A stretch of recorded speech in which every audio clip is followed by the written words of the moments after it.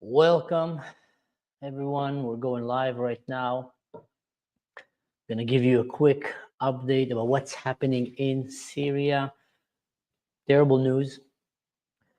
The government forces combined with the radical jihadists, terrorist groups there have just started marching. They called it jihad to go and exterminate the Druze. And they are marching down right now with people and factions coming flocking like, flies from all over Syria, attempting to come and reach. Here, let me show you some images. Going from all around the area, as you can see here, trying to reach al-Suwaida, the mountain of the Druze. The government have joined them. They're not trying to stop them. They started sending tanks with them. I'll show you the videos here in the back as I'm talking. These are Khalifa. Thank you for joining, brother. Here, guys, you can see these are convoys of tanks, military weapons, government tanks that are driving on the way to Suwaida. I have my relatives there that I'm talking to. They're hearing bombing and shelling, heavy artillery on the Druze villages. There's a very, very sinister strategy that is happening here, where we're going to show you. Let's just run you through the video first. We get a picture. Who are you following? We are the people of the government, basically, they're saying. So they're asking factions, because I told you that Syria is the Mad Max of jihadists. There's different jihadist factions there, but they're all backed by the government. So now they're going around joining the government convoy as they're going to destroy and to genocide the group of people. And they're asking, which faction are you? And some will say Daesh, some will say Al-Qaeda, some will say Nusra, some will say the government. They're all taking pride because the government of Syria right now is just literally a mix of terrorist organizations. Nothing less, nothing more. Don't let anyone fool you. So let's keep going right now and see what's happening. These are anti-aircrafts, armored vehicles, anti-personnel, convoys of tanks driving into the Druze villages right now. They started reshelling them. As we're speaking, they're bombarding them, they're shelling them. And look here, you see it's a flat ground. That is very, very important to understand what's happening here. The idea that it's a flat ground, I'm going to explain it in a second. So see, these cowards are too afraid to go to the mountain, because they know if they go to the mountain of the Druze, they're dead. Or it's going to be very difficult for them to fight the Druze there. So what they do is they go and they pick up on these Druze villages of farmers that are under the mountain in the flat land. And they're going and shelling them and attacking them and killing and kidnapping, forcing the Druze to leave their mountain and to go down and start, saving their brothers and sisters. Now, what happened is once the Druze leave the mountains, they don't have tanks. They don't have, drones, aircraft. They barely have ammunition. They lose the advantage of the land and they're exposed. And there it's easy to slaughter them. So what they're doing is systematically starting to genocide from around and to lure the Druze brave men and women to go and fight outside so they can kill them. And meanwhile, these monsters right here, they will hide. They will hide out there in the roads and ambush them as they're trying to go. And that is the tactic that they're implying right now, guys. It's happening as we speak. I'll show you images that were sent to me by my relative. I'll show you some WhatsApp messages that were sent to me by sources and relatives from Syria. I deleted the names and covered to protect their identity. But see, they're just going around trying to sneak on them and just ambush them as they come down to save innocent people. By the way, not only Druze, there's Christians who are fighting alongside the Druze, and there's the first Christian hero, you can call it, fell down. This is, by the way, look here. Internal Security Command. These are vehicles of the government that are, being used to utilize. They're not being kidnapped by jihadists. They're literally official government people. The government there are all, relatives, if not active members of these jihadist groups. Sorry, I'm a bit upset because I just spoke with my friends and relatives and I'm hearing the bombing and the shelling. I'm sure Khalifa as well. have his relatives and sources there. We're hearing the bombing and the shelling happening as we go.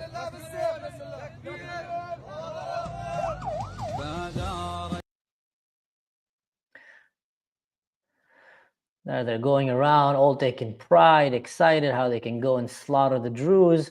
This is the villages that you're seeing. That's like the land that they're not in the mountain anymore. They're trying to lure them into these kill zones. This is very interesting. This is very, very interesting. Watch this.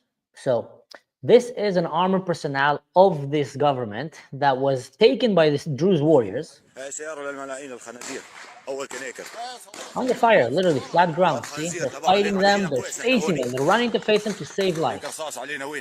They're shooting at us right now, he said. They're shooting at us. This is the car of these pigs. This is a drone. They're using drones against them as well.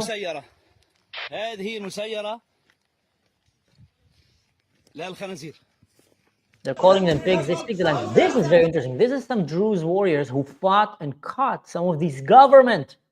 They're not anymore, the factions. Government soldiers that came to kill them. They apprehended them.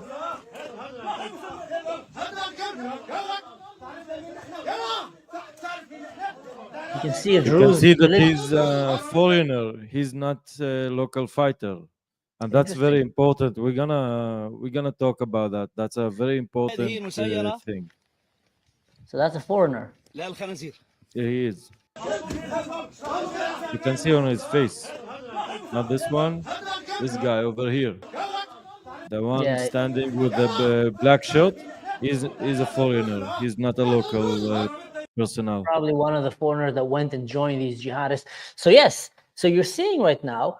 Druze religious men, they're farmers, guys. They are farmers. They work the land. They're religious, are forced to wear their vest, go and get out of their mountains to go and fight against tanks, against artillery, against a whole army of jihadists with their factions coming to murder them.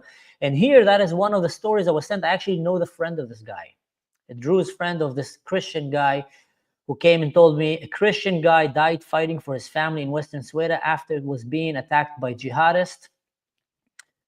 Maybe I have the full picture of the guy. It's not here. But this attack in Syria is happening against the Druze, against the Christians, against the Alawites, against, every minority that is happening here. Sorry, I just got, very upset. I just want to thank you, AIPAC. This is a time for everybody. If Israel doesn't help, I will lose all respect for my country.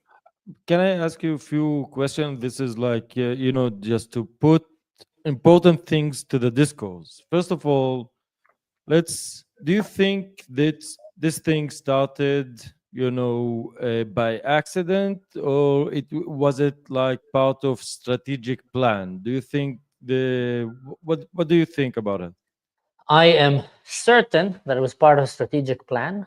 I think that the government in Syria, once Israel told them, hand off the Druze and don't go down from Damascus, have been pushing their proxies, basically the Bedouins, to go and wear off the Druze. They've been trying to infiltrate their police and trying to starve them, to stop them from getting ammunition, to disarm them. Checkpoints outside. Anyone who goes, they shoot him, they snipe him. That's true. And now I think what they felt is, with America normalizing relationship with Syria, Donald Trump, talking about El Shara, that he's a very impressive man. Israel started to talk, maybe we can have peace with him. I think the Syrians started feeling the comfort of like, okay, we're fooling everyone. Everyone is trying to be on our side now. Now is the time to go and cleanse and kill, because this is the original plan. So this is strategic act. I assume the same, even if it's not, and I'm positive it's not, I'm assuming that is a part of some plan. So now let's discuss who are the people conducting this plan. Like who's the pawns? Who are the people? So we know it's Jawlani. We know it's the government. We've seen here. Who are you? We are people of the government. They're saying this government is with us. We've seen ISIS flags with them. We've seen Al-Qaeda flags with them. You just pointed out that there were a few foreigners with them. Did I miss someone? No, that's more than enough. You named very important, like the main characters. And you started by mentioning Jolani. So who backs Julani in terms of supply of money, of goods, of political power? Who pushes this man? Who's behind him? As far as I know, Turkey is undoubtedly behind him. Mm-hmm. That's one. There's another major one. I don't know. I've heard rumors that Saudi Arabia or the Emirates, that one of them is playing a game there. I don't know. I don't know how Qatar will be involved here, to be honest with you, because Qatar is more on the side of Iran. And these guys right now are kind of detaching from Iran. But then Qatar also wants anarchy and disableness in all of the region. So they might actually be a player here. I don't know. What do you think? Yeah, okay. So the tension that you just mentioned, like we have one founding father for this government, who is Turkey, no doubt about it. And they do help those forces with intelligence, with machine guns, with armors and all those things. That's Turkey, okay?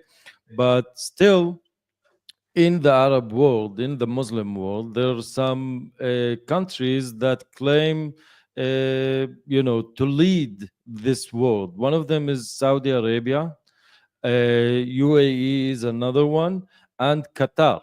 Okay, so it's not a coincidence that you mentioned three of them, because they are fighting on this region, and now, by simply analyzing what just happened, that's a Qatari book one-on-one. Everybody knows what the strategic tactics of Qatar. What they do, they start a fire, and then they go and present themselves as the firemen, as the firefighters. So what's happening here? You had those Bedouin forces. Some of them are ISIS, some of them are foreigners, some of them, intelligence officers for the Turks, for the Qataris, whatever you like. We don't know, but we could assume. They come with drones, with tanks, and all those things, prepared for the invasion to the Sweda province. So basically, you lead, and we seen it live on last April and May, when the same exact thing happened in Sahnaya, in Damascus, because this is how it started. You start with some gangs.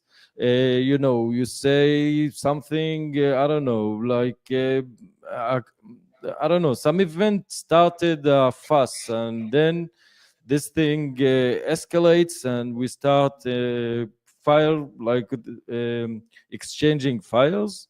And after that, you will have the same forces, but now claiming to be the sovereign forces, the government, so-called, and they always work with one part of the map, which is the Sunni people, and they come and they use this instability, like, to put their forces on the ground. And this is what we are seeing happening now. All those tanks are trying to invade Sweda, to occupy it, but they needed ISIS to play the dirty work. And now what they are doing, they're literally driving over Druze people, civilians. This is a situation when your country turns against you, and it's doing it using terror groups and using it through like foreign funding. It's sad to say, Khalifa, I'm sad to add that I don't know if we can call it anymore your country for the Syrians. I feel like this country was kidnapped by jihadists, by evil people, and many Syrians are going to have to face the reality it's not their country anymore. It's not the country anymore of the peaceful Syrians. It's not the country anymore of the Christians, the Alawite, the Druze, the one that are trying to live there peacefully. It's the country of the radical jihadists. For those who joined the channel, and sorry for cutting in, right now, as we're talking, the government of Syria, alongside the jihadists and Daesh and ISIS and all these guys, are sending tanks, heavy artillery, drones, attacking Druze villages, shelling them, bombarding them. They have no way to defend themselves. They gain confidence by believing that the West have abandoned the minorities in Syria, and that Israel is normalizing relationship with Jawlani al-Shah and America as well. And they felt that this is our chance to go and actually do what they wanted to do all along, which is to ethnically cleanse the minorities in Syria. And as we're talking here, I'll show you some images that were sent to me by my relatives and friends. So these are views that they're seeing outside their house in the flatland. Druze villages are being heavily shelled and bombarded. Inside the villages right over there. I'm going to read for you some of the analytics that I've been getting from sources. That's, by the way, the Druze villages are outside the mountain. So what they're happening, instead of fighting them in the mountain, they're too afraid to go, they're luring them. I can't hear you, Khalifa. You're muted. Khalifa, you're muted. We can't hear you. They're luring them outside of the mountain to go down to the land so they can find them and kill them. Now here, let me read for you some of the things. So Ministry of Interior spokesman Rudir al-Baba, Interior and Ministry of Defense forces entered Saweda in the early hours of the morning. That's the notification they're sending their people. We expect the situation in Saweda Governorate to be resolved by this afternoon. So they were literally expecting this blitz attack to go and take over the Druze and khalas, finish them by the afternoon. Outlaw groups rely on using civilians as human shields for their deployment. The recovery of the kidnapped is a matter of time, and anyone who wants to join the state's apparatus is welcome. So I think this is actually said by the Druze, saying that they're going to go and fight to bring back the kidnaps, because once they went and started attacking the Druze, they also were kidnapping Druze. So the Druze went to recover the kidnaps, and many times they actually managed to go and recover them.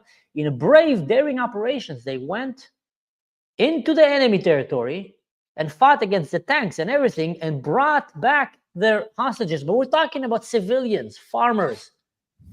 And then before initiating the security deployment plan, we communicate with all active parties in Saweda. The outlaw groups must be, and let's see what's happening next.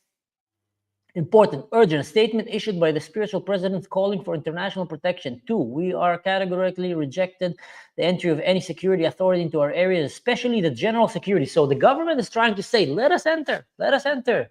Let us enter and disarm you and everything is going to be fine. While driving with ISIS flag and Daesh flag and all these things, they're telling you, let us enter to your towns, your villages, give us all your weapons, bring the men out, and we'll make sure there's peace. Now, where did it happen? Haybar ya Yahud. Remember where that story? When they attacked the Jewish city of Haybar, they told them, listen, we come in peace. We don't want to fight anymore. Just come out and let's talk. They came out, what they did, give us your weapons. Everything's fine. Come out and we'll have a peaceful surrender. We'll let you live peacefully. They slaughtered the men. They made their women and children as sex slaves. They even gathered all the women and children in one occasion and put them and made them watch how they behead all the Jewish men. And then later on took their daughters as sex slaves. So that is the tactic that these jihadists are implementing. And the Druze are not going to fall for it. Said, no, we're not going to go out. We're not going to give you our weapons. 3, last night, public security personnel entered our administrative borders under the cover of protection, but they bombed our border villages and supporters, the Takfir gangs, using heavy weapons and drones. 4, we hold the full responsibility for anyone who participate to or seek to bring public security into the areas for all those involved, targeting our people and our land. 5, we repeat our urgent request for secure, immediate international protection in order to protect the blood of our people. 6, God help, and we will not hesitate to defend our dignity and our land by all legitimate means. That is the Druze for you in Syria right now. I just read to you the whole situation. They tried to trick them, they tried to infiltrate them, they tried to make them to lay down their weapons while they're sending means of mass destruction on them, weapons, artillery, drones, tanks to go and kill civilians. And they're also trying to lure them to go to the open fields so they can come and slaughter them. That's their tactics. And if not, they'll go and slaughter these villages. These Druze villages will be all slaughtered and killed, and we'll see the same images as before. Jihadist men going around priding themselves with how many little Druze girls they can take as sex slaves, because that's what they do. And that is the true face of the Syrian regime that they're trying to hide for you. CNN is trying to hide that. Fox News, all these guys trying to hide that, trying to make it look like these guys are a bunch of good people and there's a chance to have a different Syria. You can't have a different Syria if you don't hold them accountable and you don't give them clear expectations. And if they don't answer these expectations, then let me tell you something, go and erase them. These are a bunch of radical jihadists. Nothing good comes out from leaving them alive. I'm telling you seriously, nothing ever came good from leaving ISIS alive, Al-Qaeda alive. These terrorists are just there to kill and burn. And that's what they're showing right now. Prove it to me otherwise. Someone prove it to me otherwise. I haven't seen another proof. Khalifa, have you seen any other proof that is going to be different? No, I think that, and that's the main point here, because if those people will succeed by occupying Sweden with terror activity, that will just, grow their appetite for, occupying other territories. And they say terrorism works fine. We get hugs from the international community, and we get all what we want, basically, and we could still keep our terrorist group as proxies, and this is what's happening. And the international community is somehow asleep about these things, and I'm really, I'm a bit depressed about, we've been talking about this issue over and over again, and we said it's not a matter of if, it's a matter of time, and we've seen it all along, but nothing happened in this regard, and everybody keeps putting their wishful thinking towards Giuliani. We want him to be, a civilized person and president, but that doesn't mean that this is what he is, just because he wears a suit now. Khalifa, I'm reading what Yuvi is writing here. I don't know if he's an Israeli close to the border or if he's a Druze that is seen there, but I've been also receiving some notifications from my sources in Syria and my mom that they're saying that they're hearing fighter jets. Yeah, there have been some attacks on Dara region. Where Israel did send some jet fighters, but from what I'm seeing, there's great amount of forces and armed, how you say it, the machine guns and all those things, in large numbers. And this is what I'm worried about, because the occupation operation is going on, and here in Israel, the image is not so clear what's happening with Sweden. Yeah, it's not very clear, the result and the end of it. I do know that, we all heard Bibi Netanyahu when he said hands off the Druze. We all heard when he said don't come and try to touch them. And when they did one time, they even went and shot a warning missile outside of his palace and he ran away. I think this is more serious than before. We haven't seen yet, convoys of tanks and artillery literally going down with a bunch of, these jihadists shouting that they're gonna go and, kill all the Druze. Here, if you want to hear it, guys, let's put it on sound again. Here, look at this.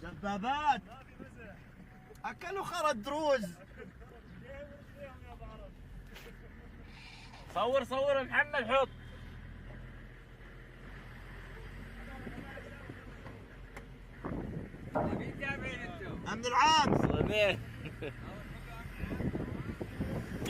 عليكم. This is like military equipment, heavy vehicles, more tanks.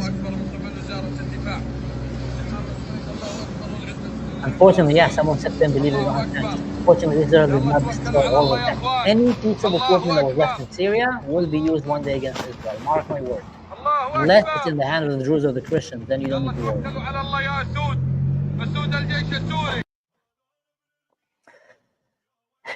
And that's, all these jihadists piled in the streets, they're trying to ambush the Druze. Those are the proxies, the thugs.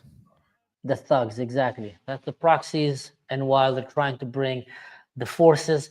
So, guys, whoever is watching this, please, and that is coming from the people in Syria, they're calling for it, they're begging for it. Help share this out. The mainstream media is not.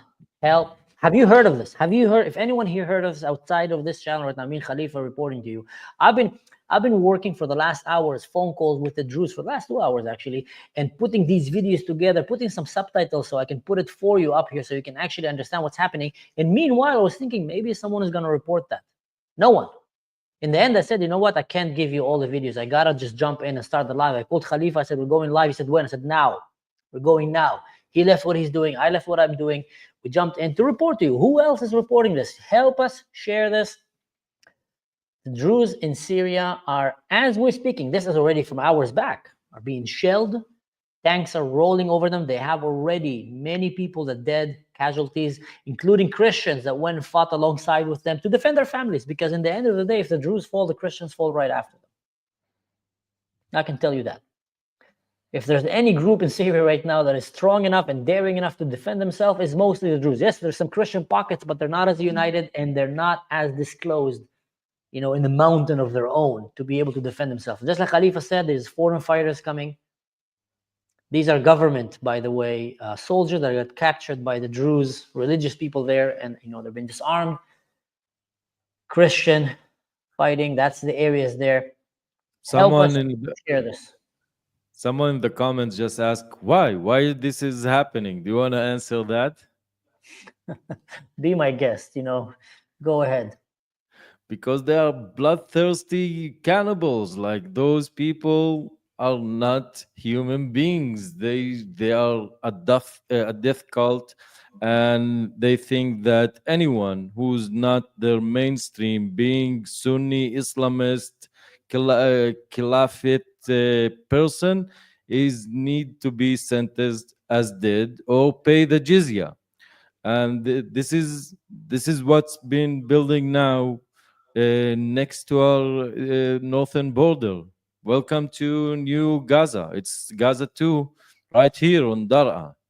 Yeah. This is very dangerous. It's very dangerous for us Israelis. And this time they mean business, because now supported by Turkey, which is much stronger ally than Iran, for example, and you know, being flooded with the blood money of the Qatari regime. That's even more dangerous. And we get, if we don't treat this now and put into it, we're gonna meet it much stronger, much harder, few years down the road. This is the directory that we are heading to. Khalifa, I'm going to send the link to Rebecca. She's going to join us now. We're going to hear a little bit from some Israelis as well. So maybe keep explaining what's happening here while I do this. Okay, sure. So basically, for those who didn't follow up what's happening in Sweda province, we now have clashes between ISIS-backed groups and the Druze people. The reason that started the whole thing a few days ago, it was checkpoints from the Bedouin forces that adhere to ISIS that they just put on the roads occasionally, randomly, and try to steal and kidnap Druze people. And this is what they did for a fruit salesman that came from Damascus to Sweda with his fruit and vegetables, and they kidnapped him, stole his money and his car, beat him, and throw him like 50 kilometers away from the road of Damascus and Sweda. And this is what started the whole thing, because the Druze, what they did, they kidnapped Bedouin, and it became like gang war. And now the Syrian regime is playing the big brother, although we suspect that he's behind all what's happening here, and he backed those ISIS groups. And some of the security forces that now fighting against the Druze are doing so, and they publish the same videos that we've shown here. Like, they go and fight against the Druze people with official cars of the Syrian regime. And this is like it's a bad situation for the Druze that somehow thought that after 15 years of civil war, and just to remind everybody, the civil war, what all the fighting forces have in common, that they, in some point, they did a massacre on the Druze in the civil war, and they did it on the Druze because the Druze wanted to be left alone and treated with dignity, and they became a very easy prey. And now we can see it.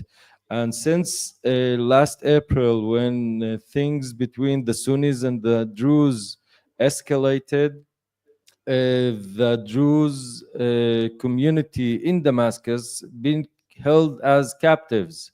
And now we don't have any students or Druze people walking around freely in Syria. They all basically went back to Sweden, and Syria is not safe for the Druze. And we are witnessing now how the Syrian new government, the ISIS-backed government, the Qatari-backed government, the Muslim Brotherhood ideology, or the Caliphate, the Islamic State ideology, is turning against the Druze and trying to occupy the Sweden province. Yeah. Very Someone has hard. been asking here also, why did the Druze kidnap the Bedouins? So let me explain. So this is a very known tactic. Once the Muslims usually kidnap your people, you go and kidnap their people, and then you bargain the release. That's been working for the Druze also in Israel. When Hamas kidnapped an Israeli Druze, teenager, the Druze in Israel went and basically kidnapped their own people, and the whole hostage situation was diffused immediately. Shabak and the Mossad were mind blown. Like, how did they do that? Because they speak the language. So same thing in Syria. Whenever they kidnap the Druze go and kidnap their own and tell them, let us go and let us go. There were a few videos where you can see the Druze walking, also escorting some Muslims peacefully and just bringing them back into this hostage exchange. They have videos actually of the Druze defending some of these Muslims from their Muslim friends who are trying to kill and kidnap them. In many ways, the Druze in Syria have become the defenders of the land. I know Muslim people in Syria that told me discreetly, listen, if I would vote right now, if there was real democracy in Syria right now, I would vote for the Druze. I would vote for them. Because they're the only one, for Sheikh al-Hijri, they're the only one that are actually demanding that Syria become a proper democracy. Actually demanding that the government will disarm the radical jihadists and not their own citizens. And then once it disarms the radical jihadists, then the citizens can come and give their weapons away, have proper election before even, and really have the right people that will come and defend this country. So there's many, many Muslims even there saying they're the only one that are speaking sanity in this whole madness in Syria. So regarding the questions of why they're kidnapping one another, it's basically to help, bring back their own people that got kidnapped by the jihadists. I've been seeing from UV, I don't know, UV, I would vote for the Druze minister in the fence, absolutely. You've been saying some things that you've been hearing jets and seeing. So I'm guessing that you're living in Israel, correct? You're not living in Syria and hearing that. You're hearing that from the Israeli side. Because I've been hearing also from some people in Syria that they've been hearing some jets. There's beliefs to be maybe even Israel intervened already. We don't know yet. We're waiting to see. While we're talking here, I had a voice recording of someone rejoicing, kind of from the Druze side. You're seeing it from Yafo. Wow. Someone rejoiced from the Druze side in Syria and said that there's an attack here. My brother, that's a relative of mine. I'm giving you this live right now. My brother, there is an attack on my village. The gathering of gunmen have begun in the village of Harba next to Baladni. The gunmen are gathered in the church in the middle of town. This is live, guys. This information is confidential. If there's Air Force intervening, then information is important. So, as you're hearing right now, they are gathered in their cities. They're going and attacking them and shooting them. If anyone heard that, you know what? If anyone in the Israeli Air Force right now heard that, here's your targets. That's where they are. Go and find them. There's a report from Dover Tzal that says that Israel actually attacked some tanks in Syria. I need to confirm that. Yeah, it's intense. Yeah, it's frustrating, man. You're sitting here and you're thinking, how can I help them? And you find yourself alone. Like, no. Yeah, Western media that's doesn't do anything. confirmed. That's Dover Tzahal, the official spokesman of the Israeli IDF, that they attacked tanks near Sijin, Smeh in southern Syria.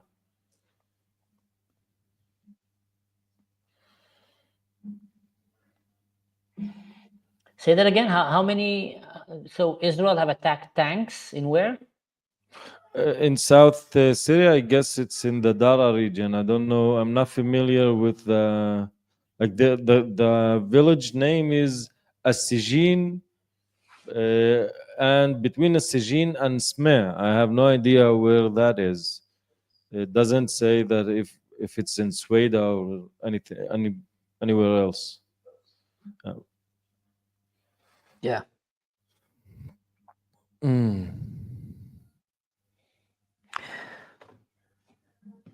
Yeah, sorry, we're just kind of communicating here with our people there as we're talking to you.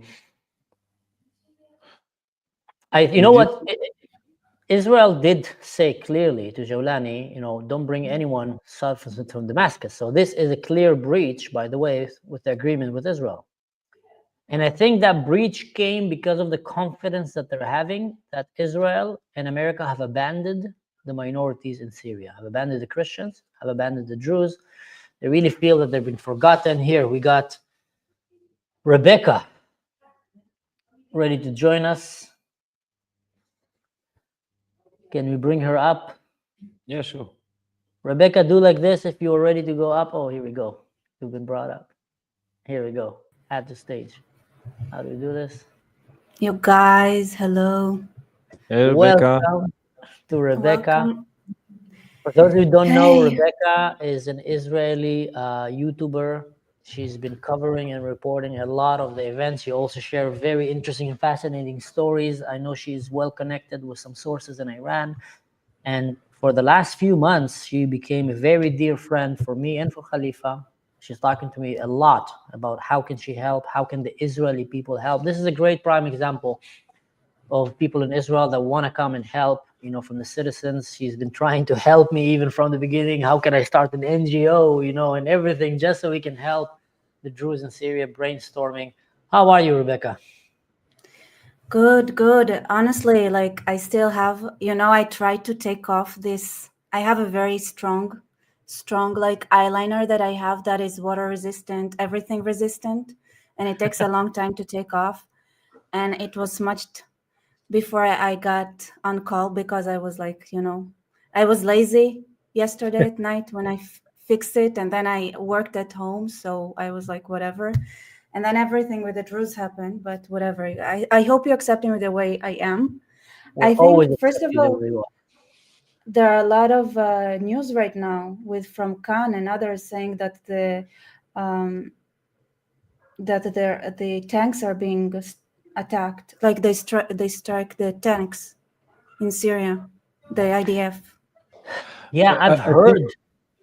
Sorry, go ahead. I have a question for Rebecca to see how she sees it, but I've been thinking around, and when I think about it, I guess that who's the best ally for the Jewish people? I want to claim that they are the Druze because we've been together for hundreds of years. Like if we now say that, I don't know, the US is the best ally, she's been around for the past 250 years, but the Druze have been friends with the Jews for hundreds of years.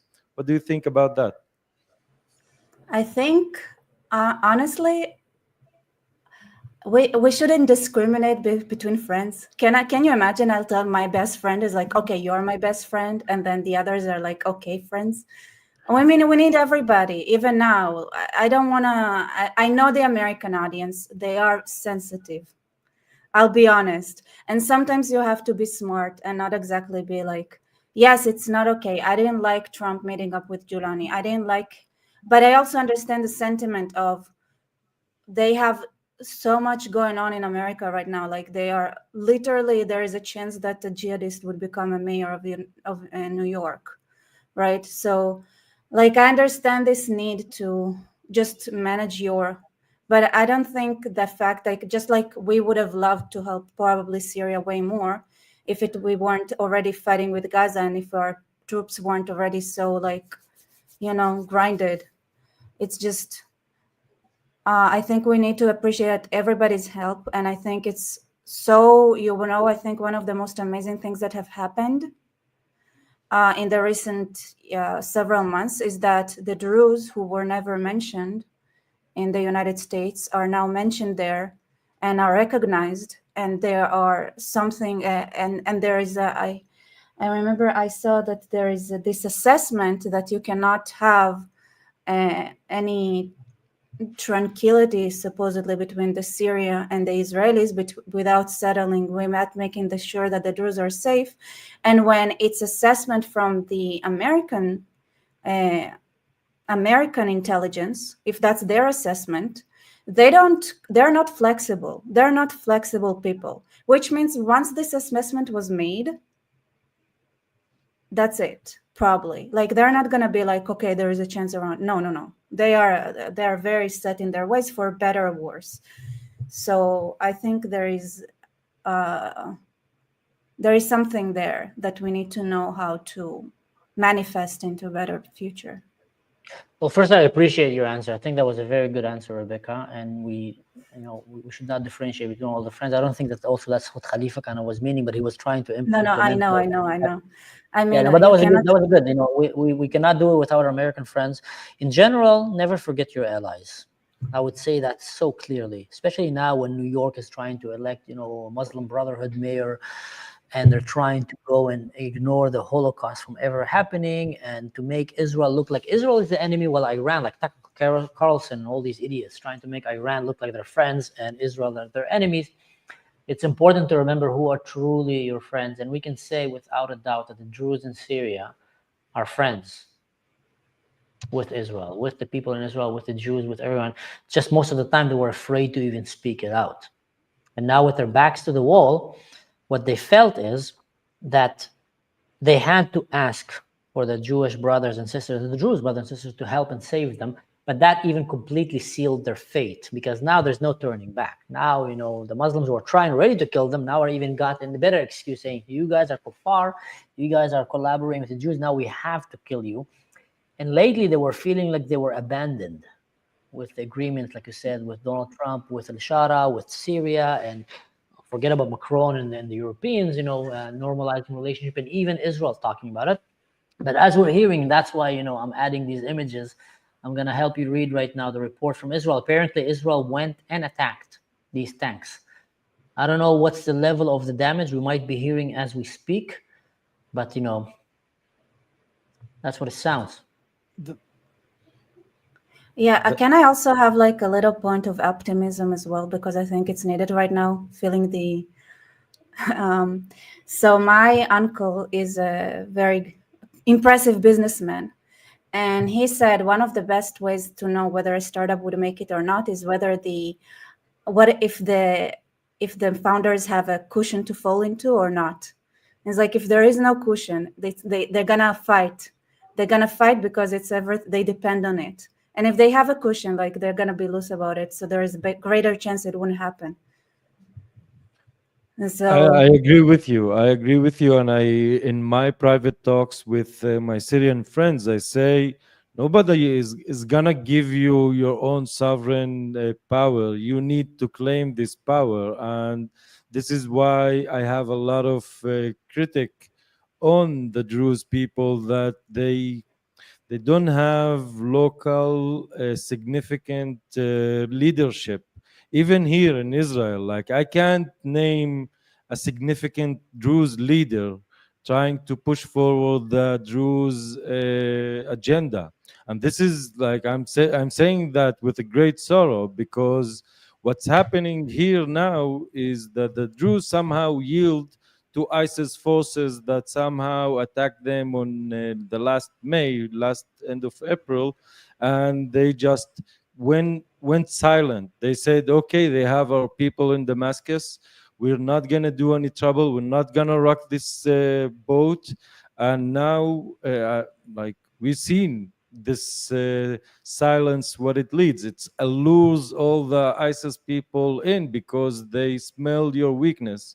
And I'm with you. I'm optimist. Like once you hit the darkest points, then you can see the light. And I'm missing that. If there's some critic on the Druze people in Syria, that I don't see them claiming their own sovereignty. This is why they call me the Druze Herzl, because I'm trying to promote this idea, and it's not coming from them. No, it's not. Just want to thank Shauna here for all the work in getting these clips, plus the Hobbit shoes, of course. Druze and Jews are eternals.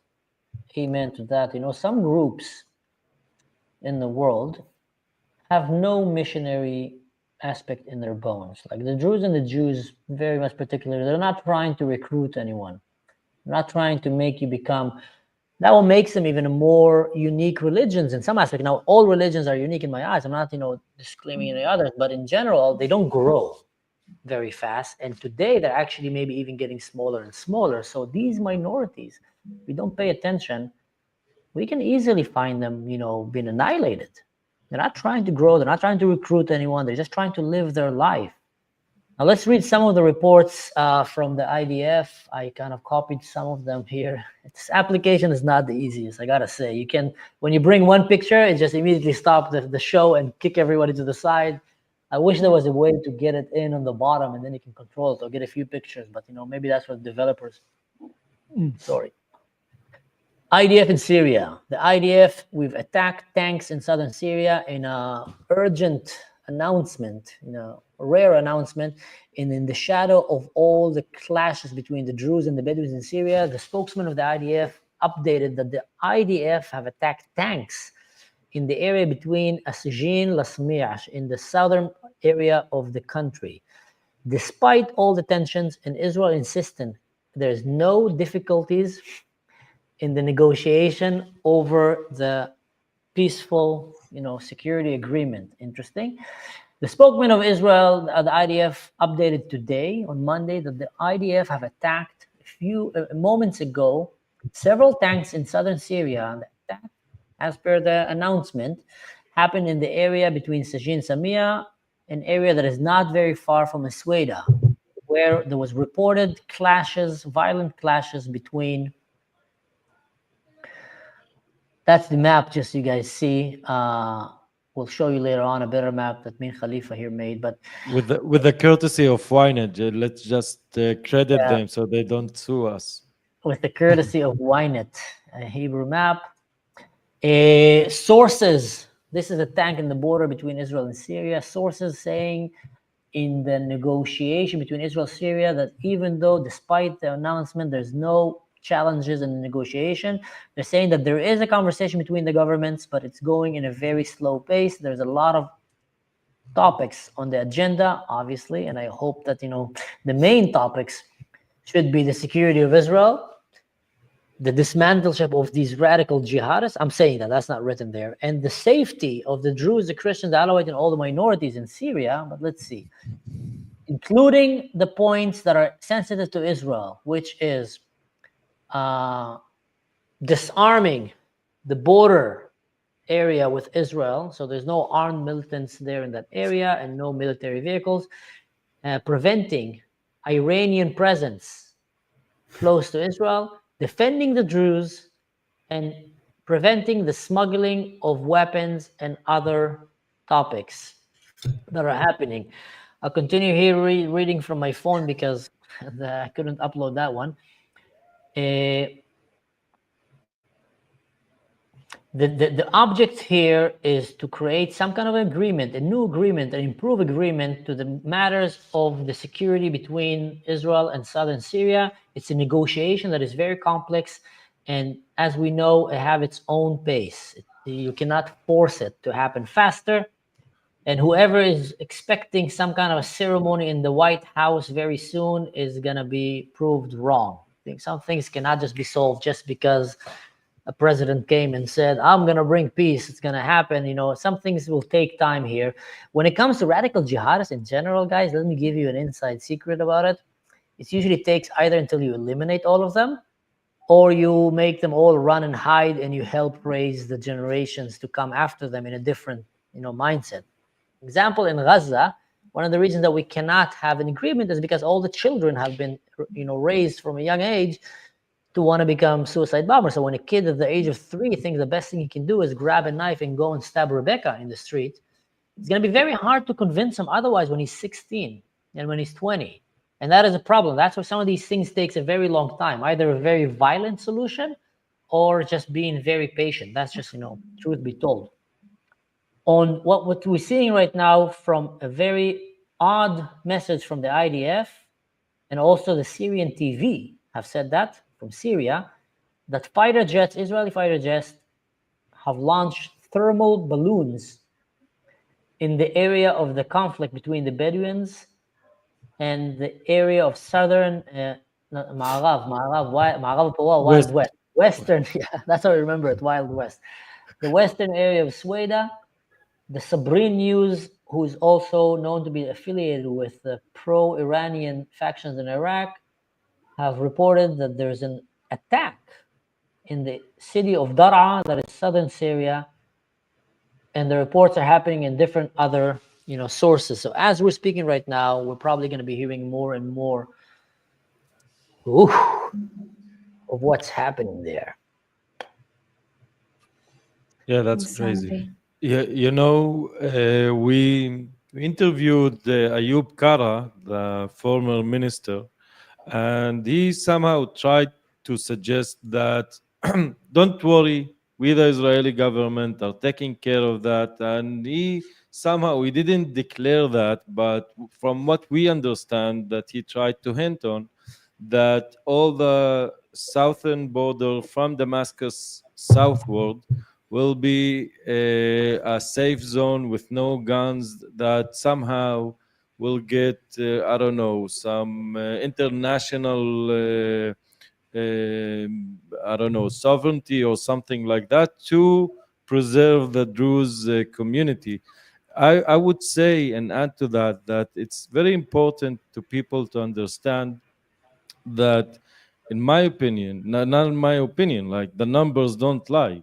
The Druze people is under real threat of extinction, being if we keep in this in this way down the road, the Druze people are suffering severe danger for extinction as culture, as heritage, as a religion, as a philosophy, because we keep losing people.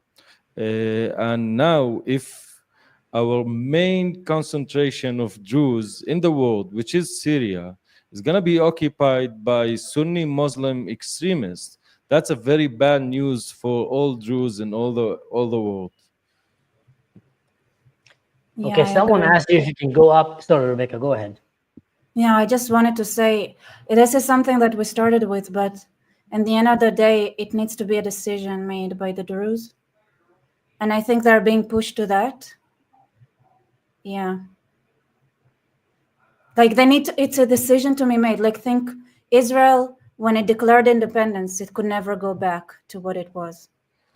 Yeah, well, from my discussion with Druze, they got me annoyed because they somehow say, okay, we want to open channels with Israel, and they are so desperate for a relief in their situation that they have in mind that once Israel is going to help them, all their problems is going to be solved. And I said, no, it doesn't work that way. Look at the Jews, how they established Israel. They've been outgunned, outnumbered. They had a huge disadvantage, but they had only one thing: hope and a vision. And this is what we are lacking in the Druze of Sweda, that they lack the vision. They don't know, like they know what they don't want.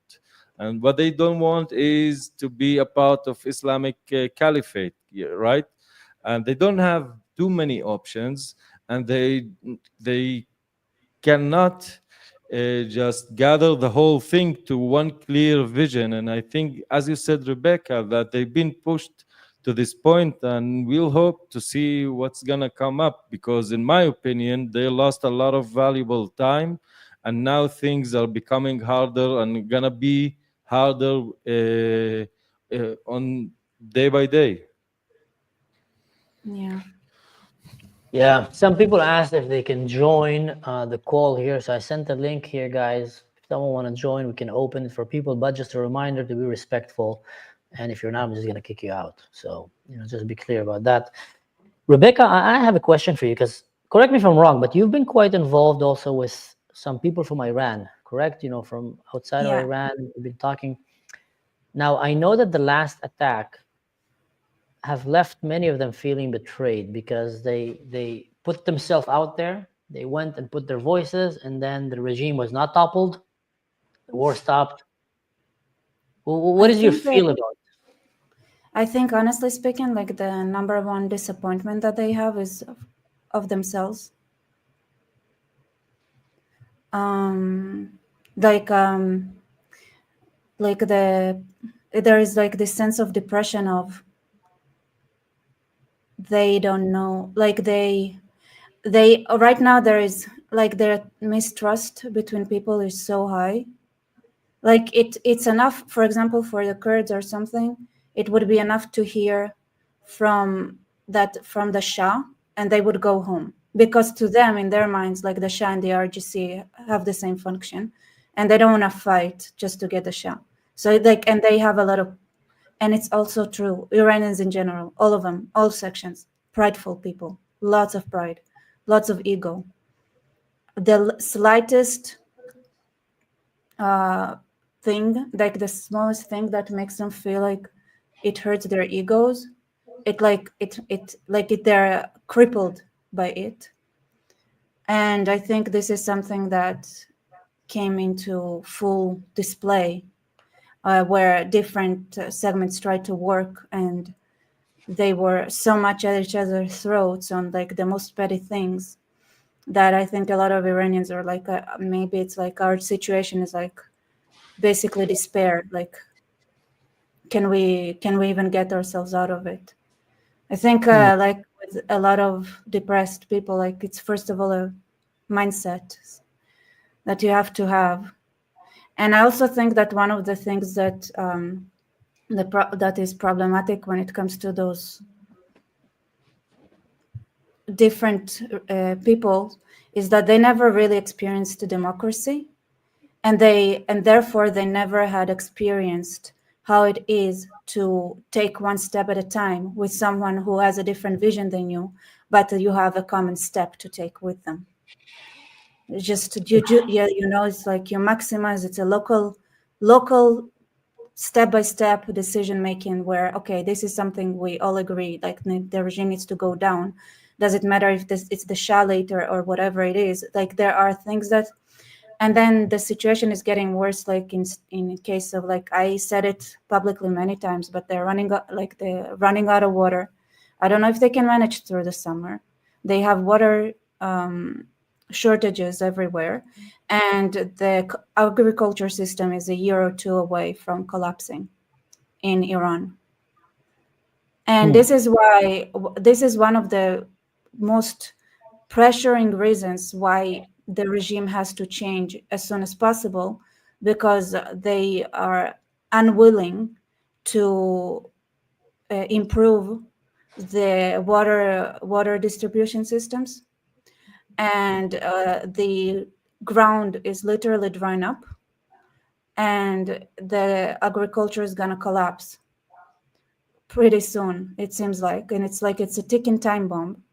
The only way to reverse it is to start working now. And then I said to my Iranian friends, do you understand that it doesn't matter who comes next? If I were you, I would understand that it doesn't matter, because like everything is luxury next to water. Everything. There is nothing that is above water. So, but this thing that like you don't understand what priorities, what actions to take, it's like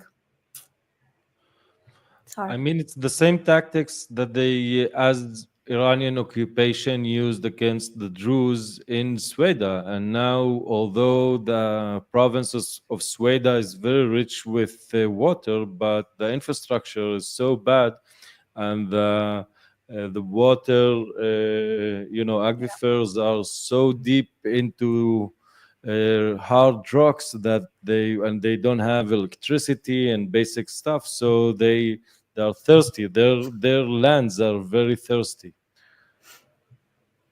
Oh my God. Can you? Yeah, and it's like I said, water, but they also have electricity shortages. The temperature in inland in Iran can go up to 60 degrees. So even right now, they're seeing more and more deaths that come out of dehydration and heat strokes and things like that. It's not a simple matter. And when it collapses, it collapses. So that's the fear, right? If like once agriculture collapses, like there is no going back. Once the ground is it's one thing when the ground is about to collapse, right? You can restore it, and it's a completely different game once it does collapse. True. All right, just a quick update, guys. They have captured 3 villages and are approaching.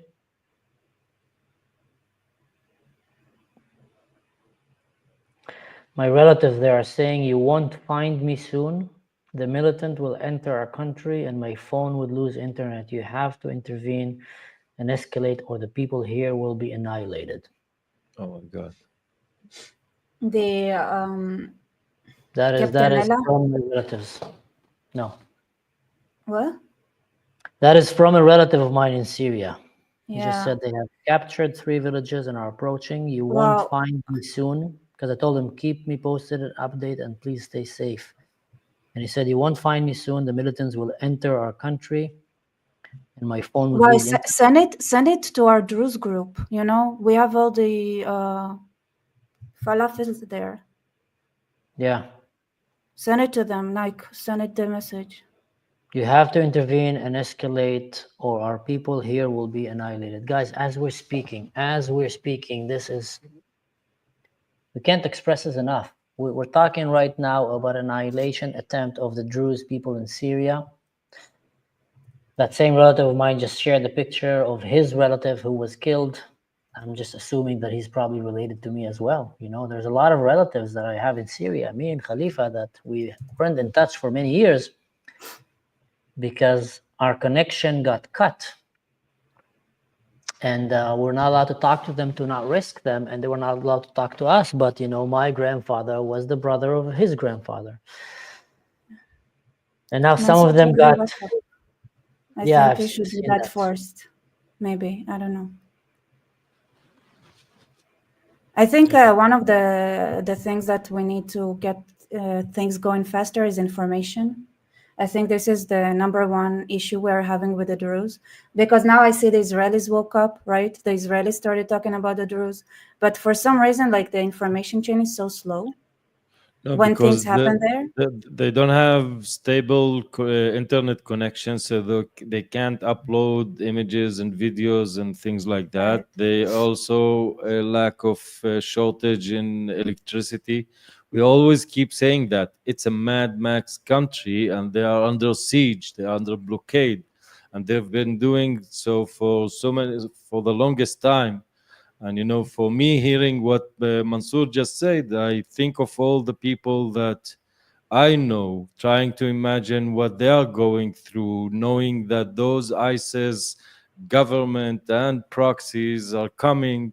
They're gonna, what they are gonna do to the children, what they are gonna do to the elders. We've seen them.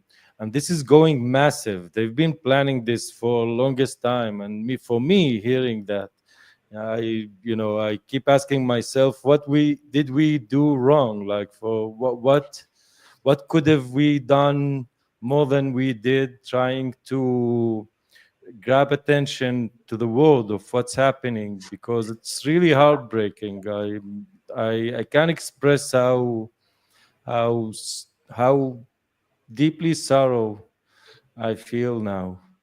Let me add my friends. something, Khalifa. Sorry for cutting in. I cannot let you hear the voices recording because I don't want to put any of these people in danger. But another source, a very reliable source, probably one of the most reliable I have there, just confirmed as well that they've taken a few villages. He said Israel did help, but not enough. Kind of stopped now, and they've taken a few villages. They're kidnapping women and children right now from these villages. And he's saying they are preparing, the Druze are preparing to do another rescue mission. And like I said, with the minimal means that they have, they're safe in the mountain. That's their last resort of safety. But these savages have attacked the villages and the farmlands that are under the mountain, that are in the open fields, to lure the fighters. And now they've taken a few villages, and they're kidnapping women and children. As we speak, the Druze are preparing themselves now to go, maybe a desperate attack, try to rescue and bring back these kidnapped women and children alive. And when they're in the open out there, not only, he told me that they need ammunition more than food and water. That's how bad it became. Some of the fighters even had to go back to the town because they ran out of magazines. They didn't have enough ammunition, so they had to stop the fighting, go back and see if they can gather some bullets so they can defend themselves. And now they need to see how can they just go and push their way, into the enemy territory to bring back these children and these women that have been kidnapped. That's, the reports that I'm getting right now. Did you see this? Naidam Khalabi just posted. What did she post? From the terrorist group of Al Julani, please, Mujahideen brothers who are participating in the fight against the militias right now, like the Druze, don't do the same mistake that we did in the coastal region. Don't film any executions. Do everything without filming. Did you hear that, guys? Did you hear that? That's what they're doing there. They're not saying don't execute. They're not saying don't rape and behead and kill. And they're just saying don't film it, because that hurts their agenda to try and make it look like they should get support from the West. The West is paying these monsters money, paying them money while they're going and ethnically cleansing in Israel. Bibi Netanyahu and people in Israel, please, seriously, guys. Now is your call to action. Help the Druze. Few fighters, that's nice, but it's still going on. Help the Druze there. Otherwise, we're going to have Druze women and children being kidnapped, becoming sex slaves, disappearing, and being sold in the markets somewhere in Kazakhstan and Afghanistan and all kind of Muslim crazy countries. That's what's going to happen, guys. And maybe years later, you might find them or not. A 14-year-old girl that is pregnant already and been tossed around between some jihadists. That's the mentality that we're dealing with. Do we need to beg for help? Oh my God. This is not the first time that we hear this, and try to understand the mentality of those people, that they need to be addressed over and over again. Don't go and film the atrocities that you do. There's nothing bad with the atrocities, but don't film it. And it's a bad habit, guys. The filming thing, we're not so okay with that. So, and I told you, I've seen videos now of Syrian tanks going over bodies of Druze fighters that fell in the fighting, and they just smashing the bodies and, being the monsters that they are. Insanity. I'm trying to share it with all my friends right now, everybody that I know has a big platform. What's going on in America as well, so it wouldn't go unnoticed. I think this is it. This is one of our choking points. We need to understand how to get those messages faster out, especially if you're saying it takes time for them to contact us. Then that's the number one problem. And then after that, after they already made that connection. How do we get it out to the world as fast as possible? Because I think one of the things that we saw working is like pressure, like they said, right? They saw that what's happening to the Alawites, and then they were stopped. So they are not filming now. So I guess it works, right? Yeah, Mansour, can you please upload the video that I just sent you on WhatsApp? It shows something, but I have some reports that the Israeli jets are fighting back in Sweden. This fight isn't over. Like, we're not talking. I've seen the Druze fighters; they are very fierce. The Bedouins scares the hell out of them if they weren't backed by the state, and this is what really is the most disgusting thing in the world, that it's the official state that everybody is hugging now, and they are the ones who are promoting and sending the ISIS fighters to slaughter civilians, basically outgunned, outnumbered, and just the thought of it, it's disgusting, to be honest. Did you got the video, Mansour? Did you see it? Sweet. الاسلام وبس. الراسي الراسي، احنا بنخاف الله بشرف انتوا بشرفنا، انتوا شرفنا، انتوا عرضنا بعد، احنا بنخاف عليكم.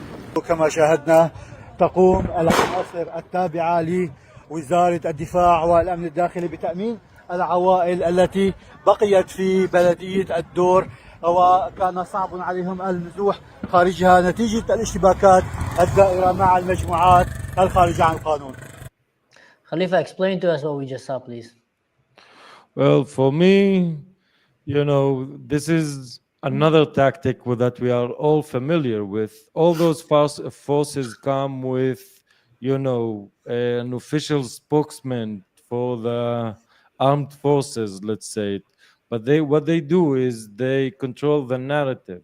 So they go film some fighters with this woman trying to say, we just cleared the place from militias, from Druze militias, but we are taking care of the civilians. And after that, you will see them, those same civilians, you'll see them in jail, you'll see them executed, like that happened to the Sahnaya mayor in April, that we all saw him greeting the armed forces, and the day later he was shot he was found dead with his own only son. And this is what we are seeing now. You just mentioned that the HTS forces occupied the Druze village, and we've seen the images, and now they're saying that they are clearing the place from the militias, and they are helping the civilians to come to a safe place. But there's no safe place for the Druze people in all Syria. They are trying to escape the same forces that somehow claim to be protecting them, and that's the disgusting thing about the whole thing. And it's tactics, like it's Qatari tactics, one-on-one, and they keep doing the same drill over and over again, and we keep fall to the same drill over and over again. So it's outrageous, to be honest. Yeah, that's the feeling, huh?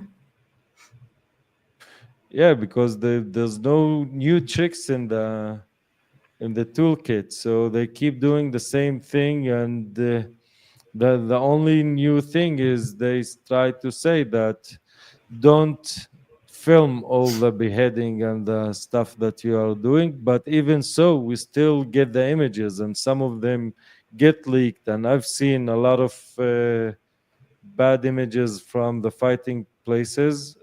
To be honest, I think that I need to talk to some of my friends just to check on them, see how they are doing. So if you don't mind me, I would like to cut off from the Of the course, broadcast. Khalifa, and come back. I'm gonna stay here right now because I'm gonna keep live updating. I'm getting live updates there. I'll tell you what, guys. Whoever's watching this right now, there is live updates that I'm giving right now. I'm trying to confirm. Some of them are actually from the forces fighting in the ground, and some of these updates might be helpful for the Israelis to know where to fight and what to fight. And if that can help, save lives there. So I'm going to stay live here and I'm going to talk to my relatives there and keep you updated what's happening. If you have any touch with anyone that is in decision-making places or people that can make things happen, it'll be a very, very good time right now to tune in and maybe give them the information that I will provide and share in the minutes to come. Because what's happening right now is the things that we later on read in history and we ask, why weren't there people? Why didn't anyone go there? Etc. And it's happening as we're speaking. Yeah, I'm gonna drop off. I'm gonna join you later, maybe. Bye, guys. Bye, Khalifa. Bye. Bye. Thanks for coming, Rebecca. Thanks for. Of course. I'm here. I'm doing the same, I guess, as you. Just trying to understand what's going on. So I know right now of a place where these jihadists are gathered, preparing to enter a village, and I'm just trying to confirm if I can share that information. If that can help, if Israel can target that area, we just took out a big part of them. And then you save these people from these monsters. Bear in mind, whoever's watching this is a clear violation of the agreement between Israel to the Jawlani regime. Yeah. Keep your forces away from the border, the area of Israel, which is southern Damascus, which happens to be also where the Druze are. So they broke the agreement with Israel right now by mobilizing not only the proxy jihadist Bedouin forces, but mobilizing their own troops, tanks, and militants, and etc. And I'm telling you, if Israel doesn't drop a few 500 K-bombs there and just have a few mushrooms flying over these heads, they will not be scared to run away. But if you do that, they will shit their pants and they'll start running away. And I'm telling you what, the Druze will pick them up as they're running. Here, I'm giving you, proper military officer strategy course online from here. You want to help fighting Arabs, you have to bring overwhelming power. Yeah, 100%. Overwhelming power that will change the course of battle, because a lot of these mentally ill, low IQ jihadists they don't think more than 3 seconds ahead. They don't think. They're thinking right now in the moment, in their bloodthirst, in their religious zealous. Many times they take drugs, and they don't think strategically. They don't think like in 5 minutes I'll probably die the most humiliating death. I'll be shot through my crouch and through my chin. I will lay on the ground like yonking like a pig as I die, and my GoPro is gonna fall and film my face, and that's gonna show viral all across the world what a pathetic loser I am. They don't see that. They see that moment right now, but what do they see? Big explosions, big kabooms, big show of force. That shakes them like animals. Then they run. Israel, drop a few of these big ones out in open fields. Just let them see a mushroom. Trust me on that. That will scare the living hell, because they will realize that they're dead. They will realize, and these guys are cowards. They're not William Wallace. They're not Spider-Man. They're not heroes. They're cowards. Yeah. I'm just waiting to see if I can share this information that I'm getting. And I also want to say visibility in that kind of mindset is more important than effective, like being effective. Like if they see a big boom is way more effective than a strike that actually hurts some infrastructure, but they don't see the effects of. Yeah.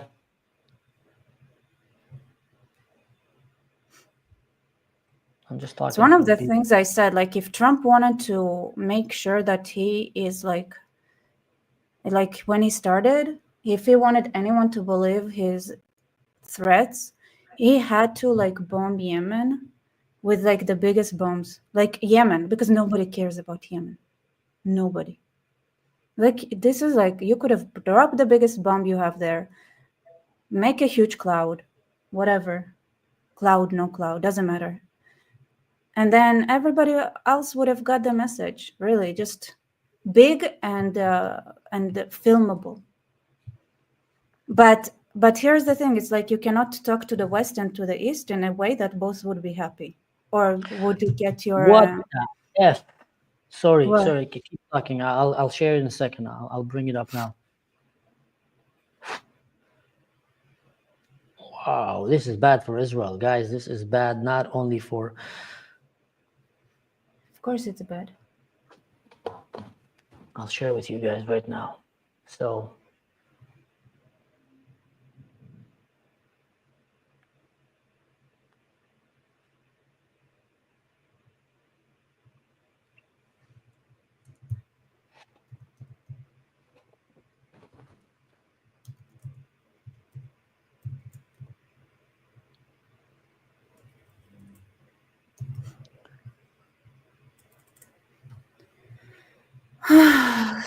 It's such an Arab thing to do. And also it's like, can you imagine, like, It's crazy. they could have also potentially gained so much more by waiting. Yeah, so this guy is been sent to me right now. This is live reporting from one of the phones, by the way, of these jihadists that was intercepted. These are Grad missiles. For those of you who don't know, Grad rockets. These rockets can reach deep into Israel. So they're mobilizing these rockets right now closer to the border with Israel to fight the Druze. And first of all, these are they're fighting a village. They're not fighting an army. The Druze doesn't have an official army. They're literally citizens defending themselves. You land this in a Druze village, their houses are not made out of, iron concrete. They're not made like, bomb shelters and bunkers in Israel. This will wipe out, would literally obliterate the Druze people as we're speaking in Israel. Please, if someone sees this, send the airplanes in the air. Go and find this. Find this right now. I know it might sound crazy to some of you, but I've been in the IDF. I know how things work. And if there's airplanes in the air right now, they have the technology, they can see this. Take it down before it reach not only the Druze, but also before it reach Israel. It's the same type that Hezbollah used against Israel. That was the main, you can say, missile that Hezbollah was trying to threaten Israel with, the Grad missiles. This is not a joke, guys. Here, I'm getting this also in the Israeli group. Yeah. Well, I'm getting right now, there's some things that I just can't share. I just can't share this live here. I wish I could share with you guys. But there's some information here that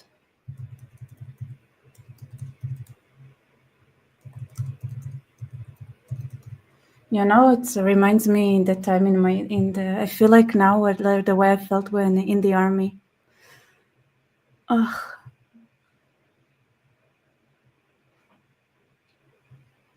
One second, I'm just sharing this with the right people.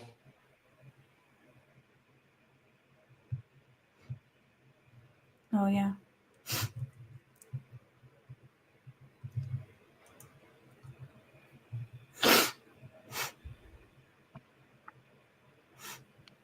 Yep.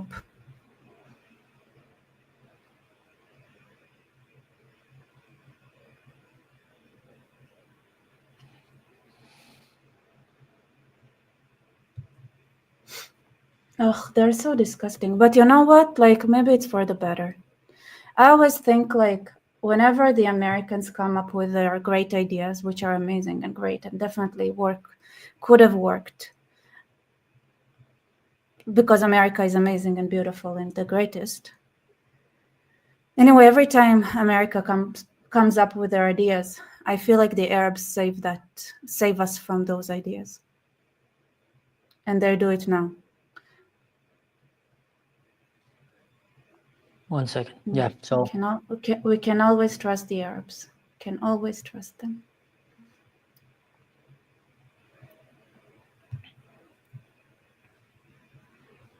But somehow they I just saw somebody talking about how Arafat wouldn't agree to any deal with Israel because they couldn't sell it to the Palestinian people.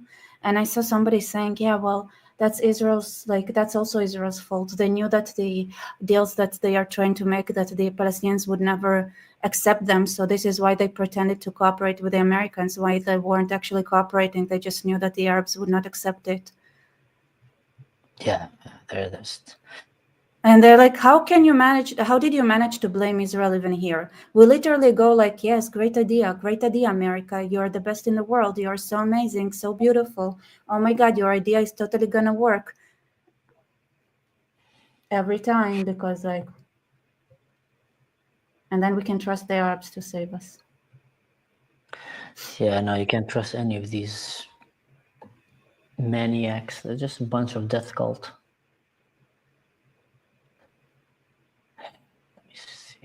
Okay, someone is asking here what I'm going to show you a few more videos, guys. What are the difference in the way you talk to the West versus the East? In the West, they see the similar? No. Well, there is, human DNA.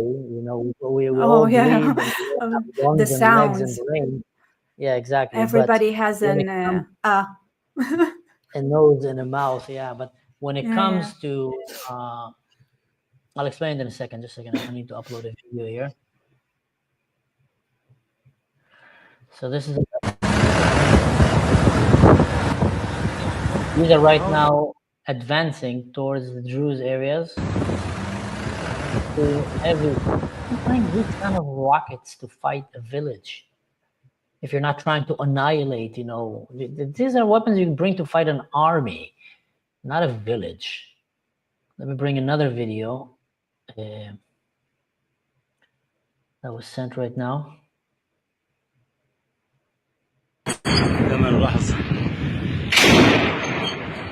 See, that's the shooting. These are the army, the original military of Syria, shelling Druze villages. مع انتشار كبير في قوى وزارة الدفاع والأمن الداخلي في الحدود الإدارية بين محافظة سويداء bringing very heavy weaponry to attack civilians. Not anymore just the proxies. These are the official Syrian regime that was told to stay away from the Druze and stay away from the south and the border of Israel. Here. في سماء محافظة سويداء ومحافظة درعا كما نلاحظ انتشار كبير لعناصر وزارتي الدفاع والداخلية في محيط الحدود الإدارية لمحافظة السويداء ومحافظة درعا مع تعامل مع جميع مجموعات الخارج عن القانون التي تحاول زعزعة أمن هذه المحافظة. كما نلاحظ بعد مجيء الطيران. They're saying how afraid they are because the airplane just arrived. I'm telling you, one mushroom there, 500 kg bomb, would have made all of these cowards run away. That's the smoke there in the villages. السويداء.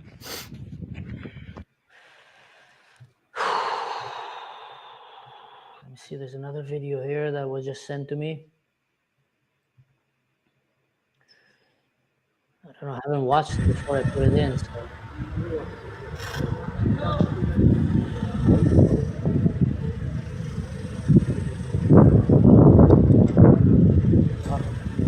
They are the official military guys. Not anymore just factions. You see, they have the uniform, they have the vehicles. All lining up.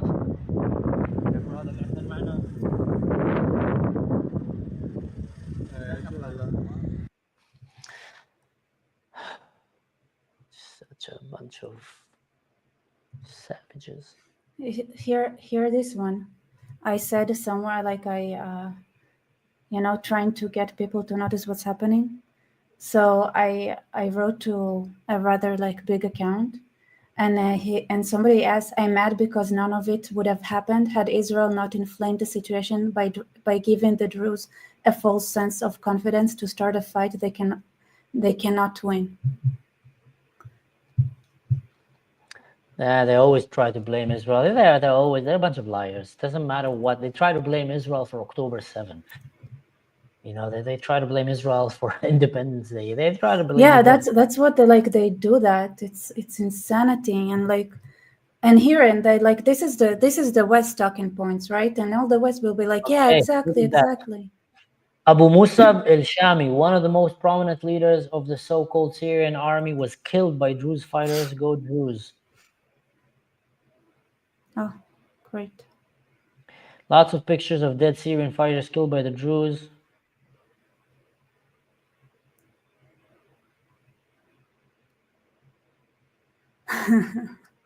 Are they fighters or is that an army or just me terrorists? if we're calling the Syrian fighters a terrorist or something else. Yes, they're all the same. The Syrian army and the terrorists, they're all the same, guys.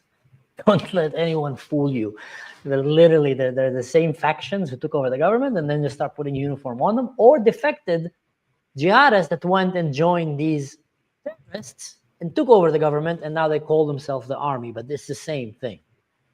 Yeah. I'm just worried for my relatives, man. That's awful. So how would you explain the situation right now to the West versus how would you explain it to the East? Yeah, back to that question. That's a good question, guys. So first of all, thank you, Shana Thornton, for the Hobbit shoes and everything from before. What's the difference between the way you talk to the West and versus talk to the East? Diplomacy in the West is perceived as a way of strength. If I am, let's say, stronger than Rebecca, oh, you know what? Rebecca is stronger than me. She can come and break every bone in my body. She studied jiu-jitsu and ninjutsu and karate kid from a young age. And we start arguing. I come to her house. I tell her, give me that living room. It's mine. She said, no, it's mine. I start arguing. Now, she can come and say, I can beat the crap out of him, or I can try to negotiate with him and calm him down and maybe give him a better solution. Listen, I'm not going to give you this, but I can help you find another place. All of Rebecca's friends, if she's from the West, will come and say, what a strong woman you are, Rebecca. You showed restraint, you showed diplomacy over violence, and you chose a more peaceful way. You could have beat him up and just break every bone in his body, but you chose not to. Clap their hands. The other side, in the Arab side, they see the complete opposite. It's a different language. They say, Rebecca's not as strong as she is. We should go and attack her right now. Let's gather up in the night and jump her and kill her family. Because if she was strong, she would have broken every single bone of Ahmed's body, but she didn't. Why? Because she's afraid. So diplomacy on the East is seen as a way that you use only when you are a losing side. That's the only time you use diplomacy in the Muslim world, when you are in the losing side.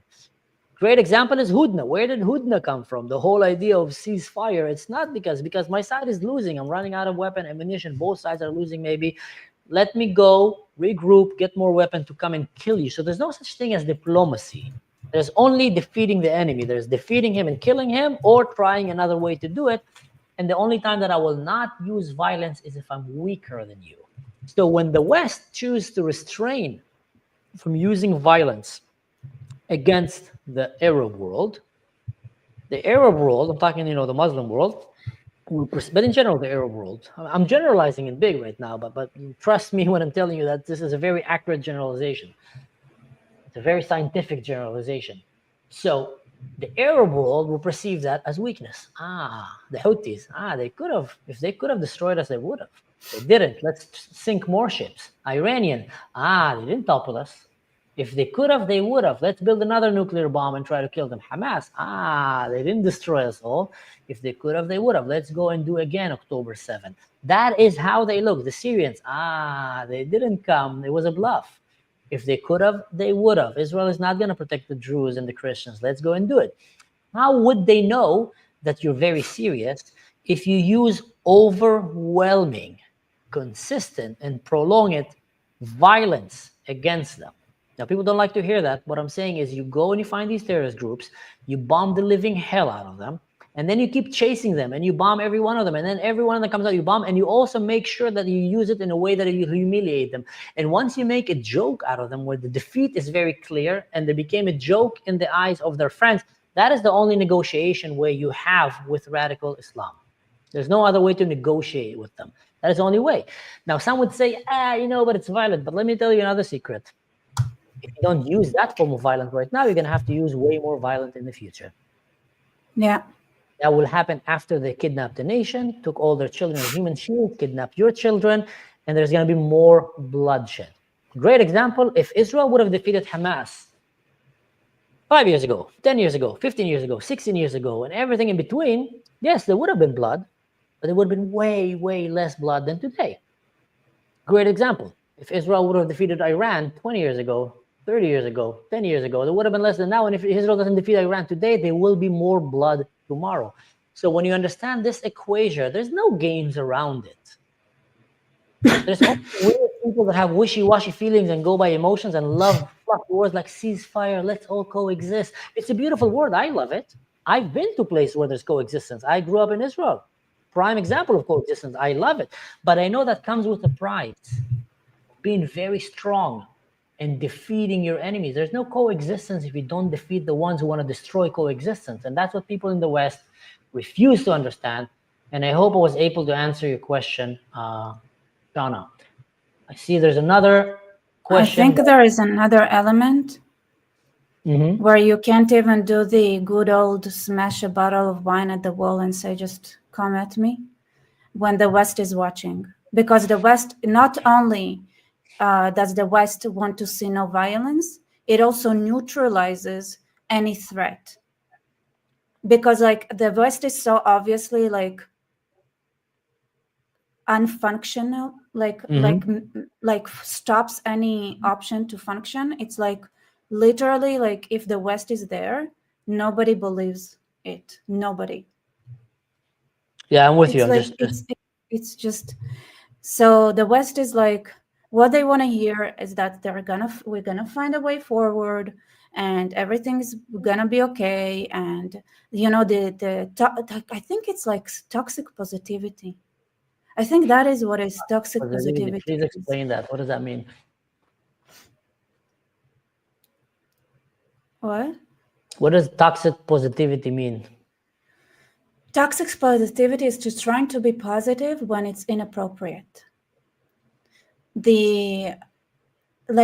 Toxic, it's not everything all the time needs to be positive. Not every, we cannot be positive about thinking that there could be a future that the jihadists would change if you convince them enough, right? It's going to be okay. It's going to be fine. Like this hope and like optimism. And not only that, what they do is they hate when somebody comes with a non-positive vibe. So they want to see everything positive, optimistic, and they cannot fathom that sometimes something is not positive. And not only that it's not positive, by being positive, you're being the worst, you're doing the worst thing you could be.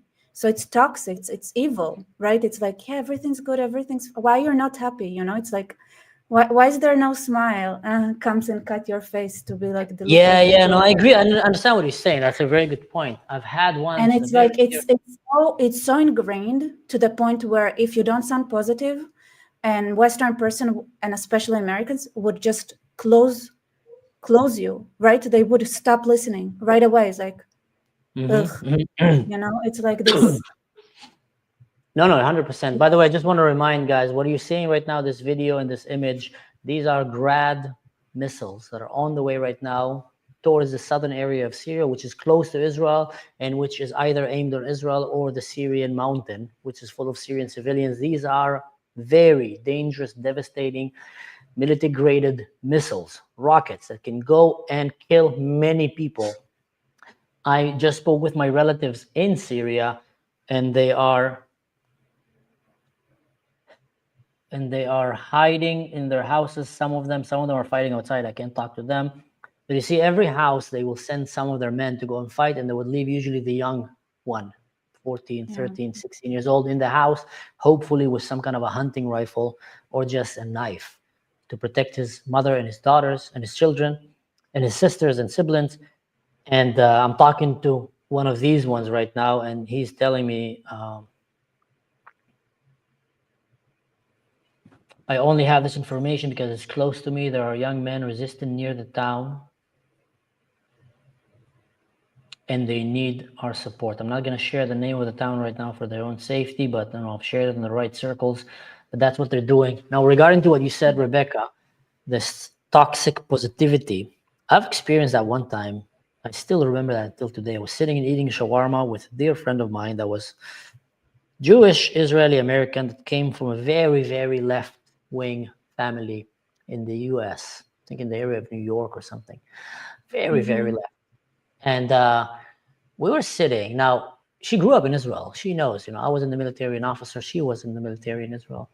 And she one day came and said, I don't believe in weapons. I don't believe in militaries. I think, we should never have them. So I came and said, oh, that's very cute. That's very nice. But do you understand that, if Israel should I should think Israel and everybody in the Middle East should lay down their weapons. So do you think that Israel should lay down their? Yes, I do. And then I said, but what would happen if the bad guys come and kill us? No, I don't believe that there is bad people. And I said, come on.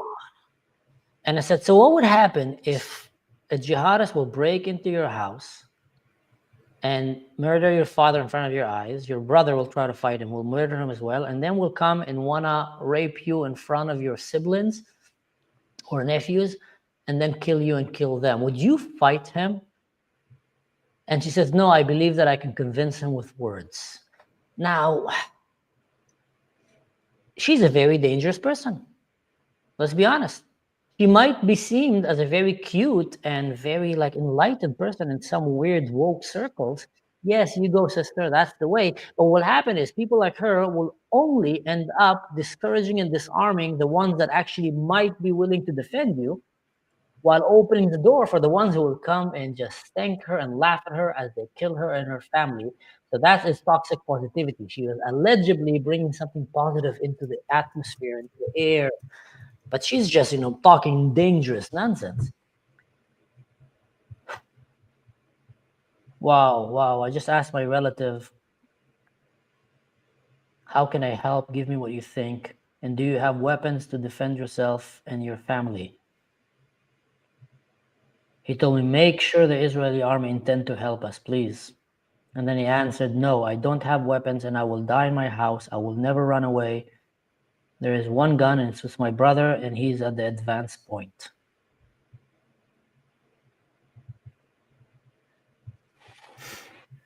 Yeah. Honestly though, kind of should have see this coming, What were people, the sanctions were lifted. But it's such a classic Arab move to not wait and do it while there are negotiations.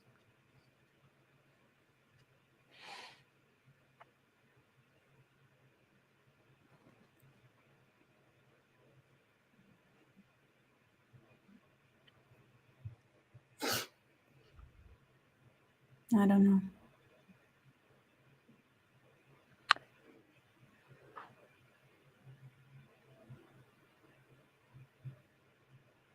So let me see what's going on. When did it start, by the way? How long? When? What time? It started in the morning. Okay, in the morning. 1 second. Yeah, same. I'm getting Stefan from Vice Guard. I want him to publish it. I don't see him publishing that. Rebecca, I'm going to leave the mic is yours. Say something. I'm just coming back in. Yeah. Okay. Hello. Now I've authority over my channel. Yeah, cool, amazing. But I cannot even say the chat here. So that's something. Okay. Who else might help? You guys, who else might help? I said, this is so hard to listen to. Yeah, we're just trying to figure out how we move things around. By the way, make sure to go to X, those who have an X account, and on Instagram, and just, if you can, just check out. I on my X account, it's Barsef, BAR. Like, just look for my name. Actually, that would be it. And I'm sharing the news from all over, so you can share it as well. And same, I think, with Khalifa probably, and Mansour, and if you can share like the videos on Instagram. So that would be really nice right now. We really need to make things visible. So if you can help with that, because it's not that easy. It's one thing to share something, and it's a different thing to make people like respond, share it, make it viral. And this is something we could really use your help. It like, especially I think on X, I think if you can just leave a comment. I think that is the thing that is counted the most. Like, leave a comment, do everything. You know what? Like, it doesn't cost money, and it's something that would be super. Oh, AP, you're right. I should let AP know as well. I'll add AP to that. Should I? Oh yeah, I think. Should I add Ridvan? Should you what? Add AP, Apostle Prophet Ridvan Amir. Yeah, if he's here, of course, please. No, I mean, I don't know if he's here, but I'll just, I think I'll add him to the group, and like, just any way that we can help, share this voice. Yeah. They're now 5 kilometers away and getting ready to enter. Good brother. Told you before about help buying weapons, but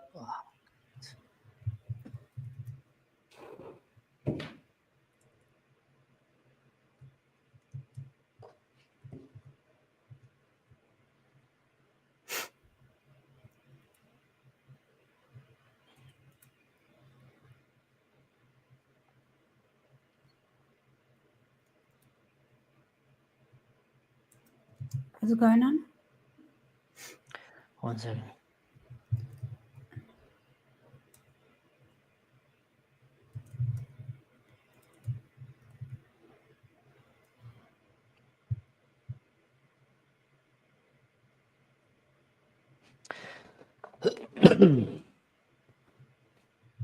So for those who don't know, right now in Syria, there's tanks, there's artillery, they're gathered, they've already attacked the Druze since the morning. The government is full on an assault on the Druze community. The Israeli Air Force apparently intervened in some means, but not full on. And right now, these jihadists and their government are captured through Druze villages, apparently kidnapped women and children, moving on and slaughtering more. And now they're closing very close on, one of them is my relative, which is the young man in the family. His brother, older brother, is in the front line fighting with the only weapon they have. And he's in the house right now trying to defend his family, and they're getting closer and closer to his house. This is like giving you guys an update of October 7 from a relative who is having his family right now experiencing October 7. That's how it is right now. As long as they have internet, they can contact me, they can tell me what's happening, and I can keep telling you what's happening. There is a genocide attempt that is happening on the Druze.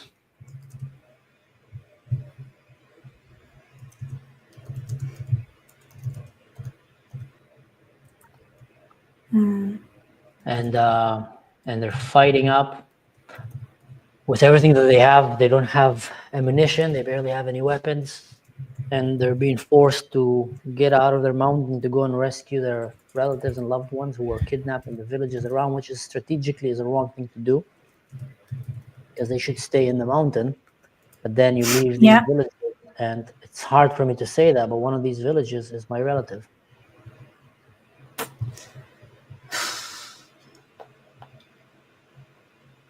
Scary. But if they go How are you down, feeling? frustrated, angry. Because if you go down from the mountain, you're risking losing more of your fighters. They don't have the means. They don't have smart, advanced missiles. They have maybe a few RPGs and just, some machine guns and barely.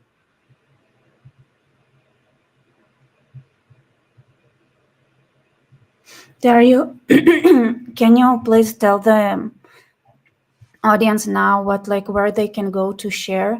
Because I think like I said before, it's one thing that we share things on our channels. It's a different thing for it to go viral. So if they can go and comment as much as they can on things that are happening with the Druze, whether on Instagram or on X and I'm just saying it again, share everything, share the news, add your comments. It's so important. It's not easy. Those things are being suppressed because we're not backed by the mindless Muslim mob that is so willing to make everything that they want to share visible versus people like the Druze who don't have that.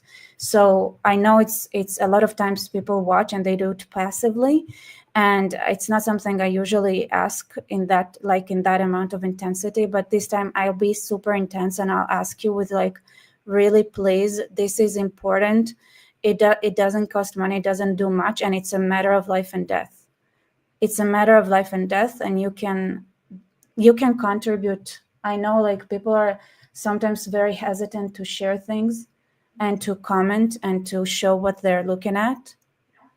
But it's not enough. It's not enough right now, not when it's a matter of life and death, not when we think, not when we need things to go viral. And especially, it's not even just today, because it needs to reach the American government. It needs to reach, and they need to feel it also from the ground as much as possible. All the governments, wherever you can, right, Russia, all of them. How they're getting all these sanctions lifted? Why does it happen? It's because people don't care and don't share. And I know there are so many viewers who view right now, but there are, let's see, how many viewers are there right now? It says 422 live. So 400. How many shares did you get to things that you're seeing? I don't know, but that's what I want to ask people. There aren't even 10 shares, let alone 400. And it's so important, and it's intense because it's not about it's about saving lives. It's about saving people. We are here in the middle of the Middle East. It's not a game. It's not a team sport. It's not, the Druze are fighting the Jihadists. How interesting. And yes, we support the Druze. No, it's not a team. It doesn't work like that. People need to feel the pressure from you, from the ground. The government needs to feel it wherever you are. Those things need to be seen. And because it's coming to you, what do you think would happen? It's coming to Europe, it's coming to the USA, and I want to 400 people are watching. I want to see 400 shares. I want to see 400 people talking about it. And not only talking about it, making sure others do it as well. Anyone. Even, you know what? Ask your friends, hey, I know you are not into politics, but can you do me a favor? Because it's a matter of life and death. It's a matter of life and death. Share it with your friends, with your family. This is what the pro-Palestinians did, and they did it based on absolutely nothing. They did it just out of smear and despite and hate, but they went from door to door to door. They talked to it with, missionaries. They acted like missionaries, and it's time we act like missionaries as well. It's time for us to be less prideful, as I think, because our side, the right wing or whatever, our side is a bit too prideful. We don't go door to door and just beg for people. It's a matter of life and death. It's time for us to do whatever it takes, go on our knees if that's what it takes. This is where we have to get to. That's the mindset we have to have. It doesn't make sense the jihadists would do anything except being decent human beings to get whatever they need. And while we are trying to convince, it doesn't work this way. If you don't manipulate people emotionally, if you don't manipulate people emotionally, people are not going to move. It does just, humanity doesn't work this way. It's so comfortable to just be passive about those things. It's so easy to be like, oh my God, yes, like, oh yeah, I support it and everything, and then do nothing about it, not even share, just because you're afraid of the backlash of your like Muslim neighbor. It's life or death, and that Muslim neighbor that is gonna come at you because you shared something about saving the Druze. Guess what? He's just waiting, and just right now what he has in his house is a factory of knife manufacturing to come and get you anyway when the time is right and when there is an opportunity.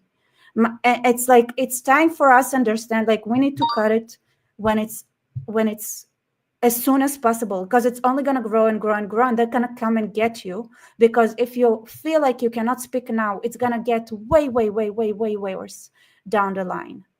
So share, talk, ask, just, I beg you, I'm like on my knees, like, but I, like, if you want to see me on my knees, I beg you to share it with your friends, your family. Just, you know, just tell them, hey, this is, I know you are not into that, you're like, I don't care, like, just share it. It's a matter of life and death. Please share it. It's all you have to do. It just, people have to understand what's going on with minorities in the Middle East. Let's not get to, let's make it stop now. Let's stop it while they didn't get the huge amount of weapons they will get, because the sanctions are lifted. You know, like, close that window, close it as soon as possible. Make sure, like, you know how you get a dictatorship is when people they stop being involved, when they stop speaking their mind, when they stop being involved with government work. It's because, like, so many people right now around the world just gave up their power to governments and others who and then there are two situations. One, the government is all good willing and good meaning, but there's so much shit going on right now, they don't even manage to themselves cover everything, right? They're overwhelmed and they don't know. So there, and I want to say, like, there is in no world is there better information than people on the ground. Because you need to understand, those who are sitting in offices, they depend on other people coming to them. And if they're and the fact that there are officials already distorts the data that they are getting, right? Because they are getting things from all over that are people who have interests, and then they lie to them. And just them walking down the street already distorts the situation around them, because the streets are getting cleaned before they pass by. So there is so much intel that can only come from people who care about what's going on the ground and share it, and don't think that this is okay, this is what Musande did do. No, it doesn't work this way. You don't understand how fundamentally different it is to have people on the ground raising alarms and talking about intelligence on the ground. There is no substitute to that. The government cannot do it for you. There are things only us people who we can do. Only us, only we can do. And the second thing is that a lot of times when so many got lazy about it, it's like, yeah, the government would, like, the government needs to do that. The government needs to do this, needs to do that. And then they give up the power to the government, who only tries to, like, beef up their own pockets or do the minimum necessary for them to make it, and then they just appease everybody, because this is how they get tranquility. And while they get tranquility, your livelihood, somebody is threatening it, and you are doing absolutely nothing about it. And I'm so tired of that mindset that became so like the mainstream mind. Like, this is how people think, like, oh, the government. No. Do you? There is no, you know what democracy is? It's the people's rule. And people's rule only work if people care and do things. The government cannot do everything. And even making people share stuff is so freaking hard. And it's life and death. And can you not see that this is coming to you? And when it would, if you didn't share, if you didn't speak up, if you didn't talk to your neighbors and family about it like missionaries do, you deserve what's coming. You deserve it. Even if you were standing and you were like, yeah, I voted the right way, or I watched your channel and supported you guys. Okay, sweethearts, we are at war. This is the same as just telling, like sitting on the couch and eating popcorn while someone else is like, oh yeah, you can go fight them, good job, okay, I support you, I believe in you. No, doesn't work this way. It's coming everywhere, and you have to speak up, do the missionary work, like talk to your family. Like I said, okay, take, I don't know, one of those videos, like Instagram, just share it on your stories, send it to your friends, because this is strong, right? Send it in private messages and say, listen, this is life or death, please share it. Just, that's it. Speak up, use your mouth, say, hey, what is happening? It's so important. It's so powerful. People don't understand. They think they don't have power, but it's so powerful. We think how do you think the news and the media, every outlet that we have, got distorted the way it did? It wasn't because there is a huge chunk of the population that never bothered to participate in the feedback loop, while there was a portion of the especially the Muslim Islamist population, that they did everything they could to participate in the feedback loop of whatever is being said in the media, whatever is being conveyed by politicians. They never ever sleep on anything. Whatever is being said in school, whatever is published in what cartoons are published where, they never ever sleep on any little thing they perceive as a threat to their cause to globalized intifada and take over the world. They slept on absolutely nothing. While the vast majority, did they participate in the feedback loop? No, they didn't. They don't share, they don't comment. You cannot compare. Guess what? There are way more Christians. There are still more Christians than there are Muslims, especially if you take into account how many Muslims have a stable connection to the internet versus how many Christians. And yet Christians are doing nothing to defend Christians and themselves. Thank you, Rebecca, for saying that. Thank you so much for, pushing out this, guys. Let me just say this. I'm trying right now to, in every possible way, to bring it up to the attention. I'm far away. I cannot be there with them to try to help, defend, or fight beside them. They are closing in. They already took a few villages. They're killing them. They're kidnapping their women and children. My relatives right now are fighting in the front or staying at home, and they're closing at them. And the only thing that I can do on my side, and I will need your help here, is try to amplify this voice. I don't care about likes, shares, algorithm, and all this stuff. Trust me when I tell you right now, just to bring this out to the attention so more pressure can be put on international officials.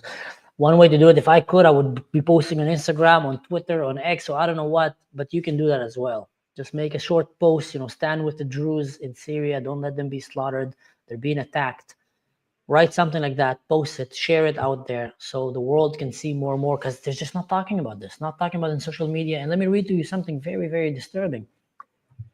Rockets can reach all of northern Israel upon directive from the Minister of Defense, Major General Engineer Marhaf Abu Qasra, and following the development in Suwaida. So this is, the Syrian army. Governorate and the assault on innocent civilians and Ministry of Defense fighters. So they're saying that the Druze is assaulting them. They're trying to change the narrative to make it look like the Druze are the terrorists here and they need to be killed. The Shaheen brigades are flying in the sky in Suwaida. So what they're saying here, they're making a clear statement that they're starting to use their drones. The Shaheen brigade, now they don't have fighter jets. They have military drones that they took from different places, from Iran and other loot of war. Now I asked my friend, what does that mean, to explain that to me? And he said, because the IDF has been too passive. They're now officially announced they'll be using heavy drones. What are we waiting for? Do you really want to see it on your borders next month? Don't do it for the Druze, do it to protect yourself. And that's what I've been saying from the beginning. Here's this drone that I'm talking about. Let's see if that's the one. Yeah, I think maybe try tagging the IDF as much as possible and like officials. So I don't guys, know. this is the drones, one of them that they're trying right now. The Druze have no way to defend themselves from that. They barely have ammunition to fight on the ground, let alone start shooting drones from the sky. They don't have bunkers, they don't have bomb shelters, they don't have ways to defend their women and children from massive invasion of an army with tanks and artillery that is coming to kill and slaughter them. And they're right now at the mercy of the Western community of Israel to go and fully intervene. If there's a way that you can help, and the way that we can help is by changing public perception of what's happening and pressuring the people so we can save my relatives, so we can save the people, the Druze right now who are fighting there, and the Christians and the Alawites and the Muslims, the peaceful ones. Anyone that is, God-loving, peaceful human being in Syria right now is under a dire threat from these radicals. And when you look at these Grad missiles, they're on the way right now to shoot them on these villages. They're on the way right now to shoot them, probably later on to shoot them on Israel. When you look at, that's the kind of, these are heavy rockets. They were used by Hezbollah to threaten Israel. This is a very serious thing, guys. And I'm asking anyone who's watching this right now. I'm not asking you to help my family in Israel or me. I'm asking you to help the Druze in Syria. The ones that are literally right now experience the worst genocidal attempt that is coming on them. Let it not be one of these days where we come later on in the books of history and we say, why didn't we do anything when that happened? It's happening right now under our nose. It happened 2 years ago, on October 7th, under our nose. It's happening right now again. And if we don't try to pressure our governments, to pressure our own, social media to start stepping up and reporting properly who are the good guys and who are the bad guys, who are the innocents and who are the perpetrators, it's not going to happen. It's not going to happen by itself. Either some people there just don't care and they let the algorithm run free, and we know that there's more of these radicals than us, and they take advantage of the system. They share everything, they post everything, they report everyone, they report me and Rebecca as if we're the bad guys all the time, so we need the people to bring that to the table, bring it to your government, bring it to your politicians, bring it to your work. Let them know that there is right now an attempted genocide against minorities in Syria that includes the Druze, the Christians, the Alawite, and every God-loving, peace-loving minority that is there, including Muslims, who are fearing for their life because this country have been kidnapped by radical jihadists. And there's no difference between Al-Qaeda, Daesh, ISIS, Hamas, and the government of Jolani. There's no difference. They haven't done anything to prove it so far. Aside from putting a suit and going and taking your money, tax-paying European and American money, aside from that, and fooling your presidents, and getting a hug or a high five from all kind of world leaders, aside from that, they haven't done anything to prove that they're not jihadists, and they have done everything they can to prove that they are. That's what they're doing right now. They have done everything to prove that they are radical jihadists, and they're going, as we're speaking right now, slaughtering people. I'm talking, someone asked me who is my sources, so I can tell you right now.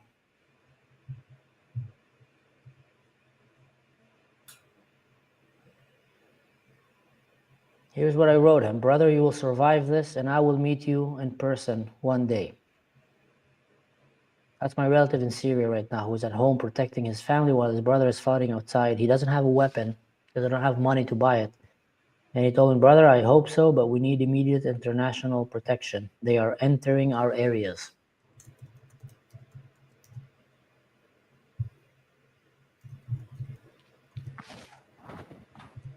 Some of you might have heard or seen several text messages between families talking to their families on October 7th that were hiding in the bomb shelters trying to protect their families. You know what? They don't even have bomb shelters in Syria. Yeah.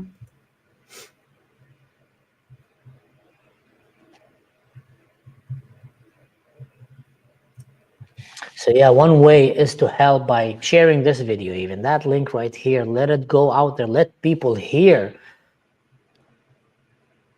If anyone here right now that is watching will just go right now and share that in some kind of a platform that might help this video to reach out. I don't know. I'm just trying to think of ways that I can help this voice to reach out.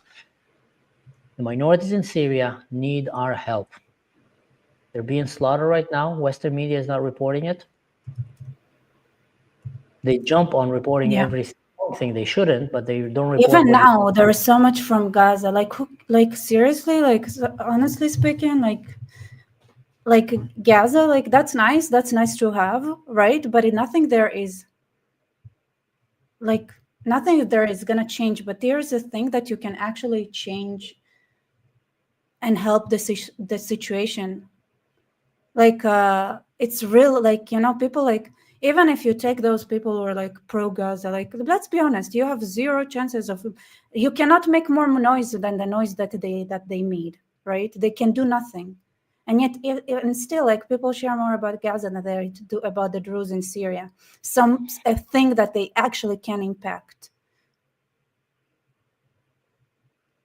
Yeah, you know what's crazy, Rebecca? That some of the people that I'm talking with right now, God forbid, but some of them might be dead very soon. Exactly. This is why I say, people, share now. Like, I don't know, like, whatever makes the world wake up, even if this the Israeli army or like Israelis, you know, or anything, just it does matter. It does matter.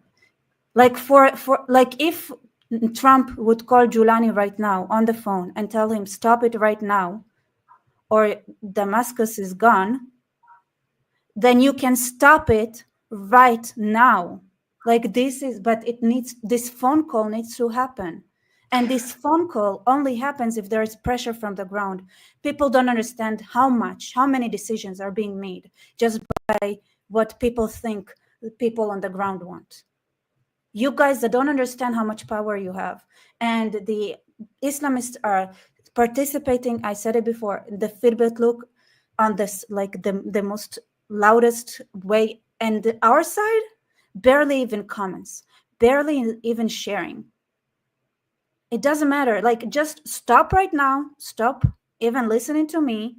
Go to whatever platforms you have. Go to send things to your family and friends and say, hey, this is a slaughter, a massacre. We can stop by making it visible right now. Literally all that needs to happen is one phone call. One phone call could stop it. And we saw how Trump and other leaders are acting, right? They 100% get their act in accordance to what they think the ground wants and needs, and like whatever like their supporters say.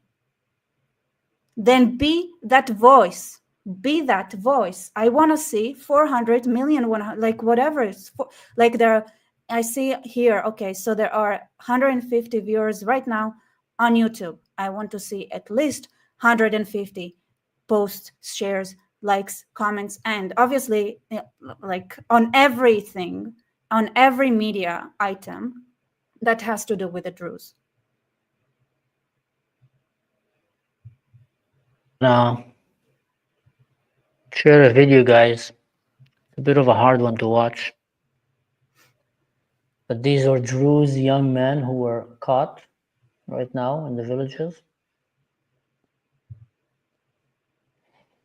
And here's another one. Maybe even a bit harder, at least for me to watch, but this is a very known.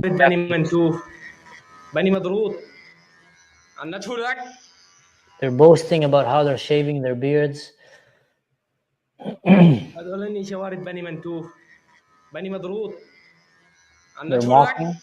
mocking them by calling them, you know, humiliating names.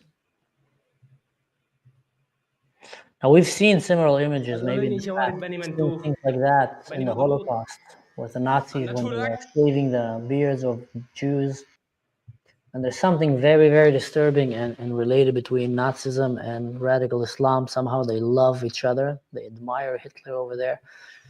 And this is in a way, for them, a way to humiliate their enemies by shaving their beards, their religious, their status. هذول شوارد بني منتوف بني مضروط عنته لك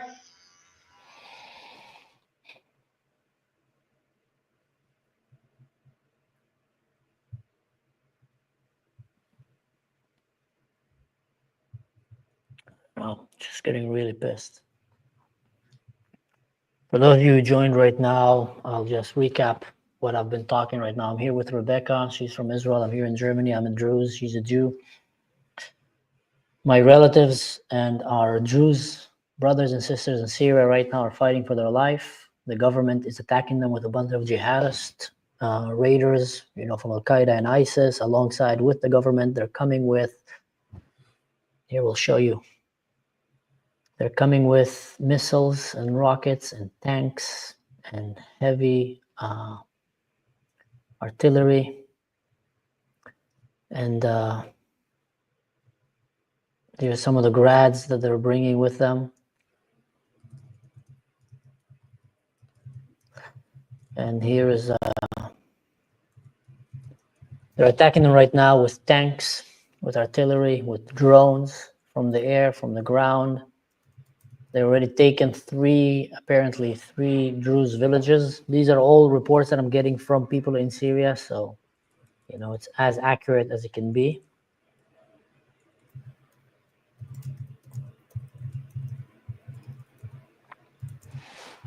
My relatives there are keeping me updated. I have a close relative right now that is at home with his family, trying to defend his family while his older brother is fighting in the front line. He just told me this. The town of El-Mazrah has been captured, which is another town, which means they're only a short distance from taking the city of Al-Suwaida. So these jihadists, the proxies of the government, including with the government, have broken the agreement with Israel to stay away from the Druze and to stay away from the south. And they're coming right now to kill and slaughter the Druze. And they've taken a few villages already. They're shaving their beards. They're kidnapping their women. Here, he just sent me this. The Israeli army and government must act immediately. If we remain silent, we will be destroyed. These are messages that I'm getting right now live, and I'm sharing it with you from the equivalent of the October 7th that the Druze are suffering right now from the hands of radical Muslims in Syria. And if we don't do anything to stop it, they will be slaughtered. As you can see, instead of going into the mountain, they started by attacking the villages outside the mountain in the flatland. And to bring, this is just an image here of some Druze fighters that managed to fight them off and destroy some of their equipment. They went several times on rescue attempts to rescue some of the kidnapped people that were kidnapped from their houses. They managed to rescue back, lost many Druze. That's one of the drones that they were using there to attack them.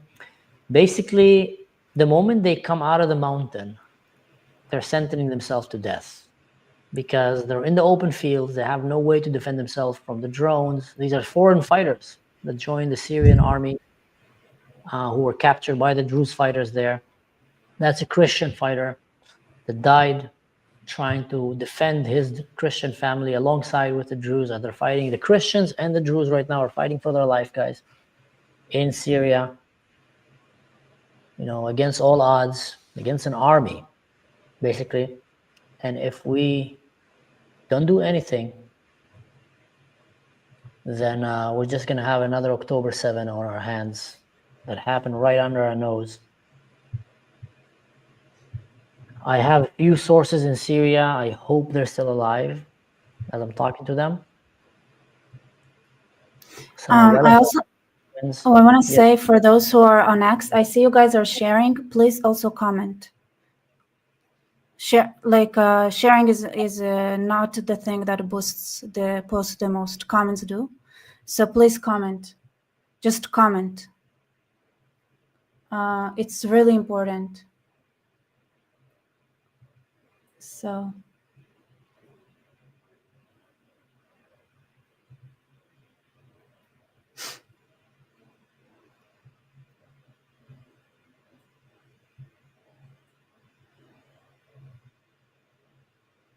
Okay.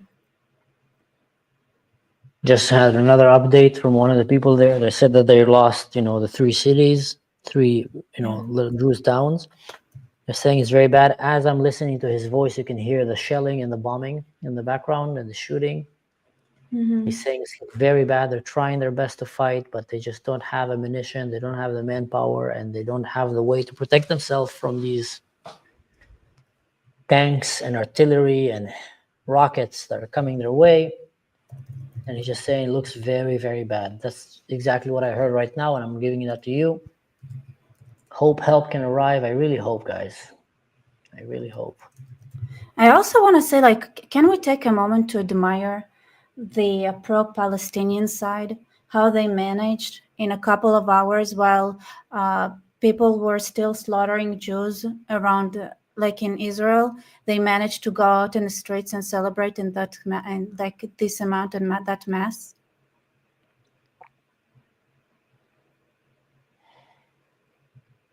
Yeah.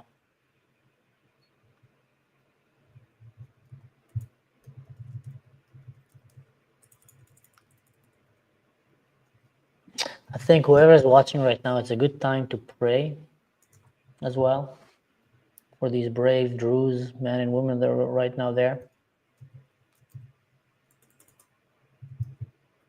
Send your prayers. Try to contact anyone you can to share this information, to bring it out. Like I said, I haven't seen mainstream media covering it for some unknown reason. They're not covering it.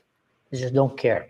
They don't care about the Druze. They don't care about minorities in the Middle East. They don't care about the Christians. They're being slaughtered in Sudan and in northern Africa. They don't care about these things. One sec, I'll be back in a minute. No Jews, no news. That's what they always say, right? No Jews, no news.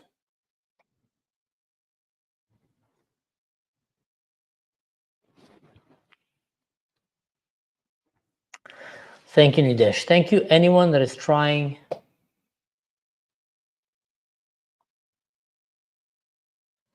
to share this and help amplify this. We're live right now witnessing the genocidal attempt by the Jawlani government against the Druze.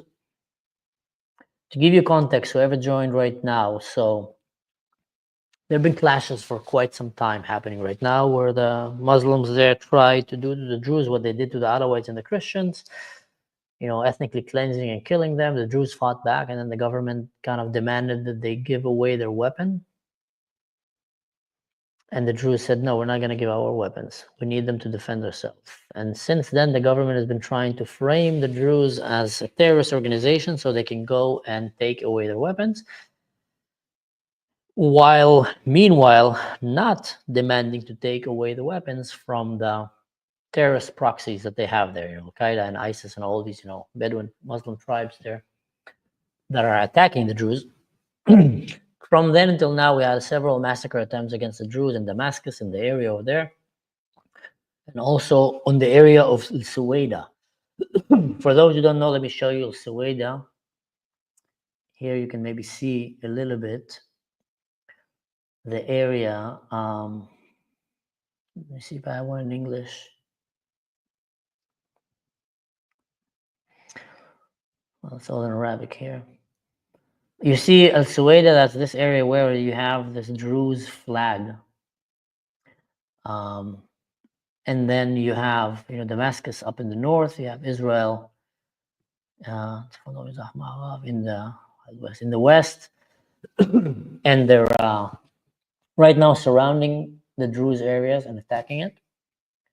And Suwaida is disconnected. They cannot reach Israel, so you don't have a way to help them by land. The only way you can help them is by air, unless Israel goes for a full-on, ground invasion, which I don't think is very practical. It's going to happen right now. But I definitely know that they have all the capability to do it by the air if they choose to.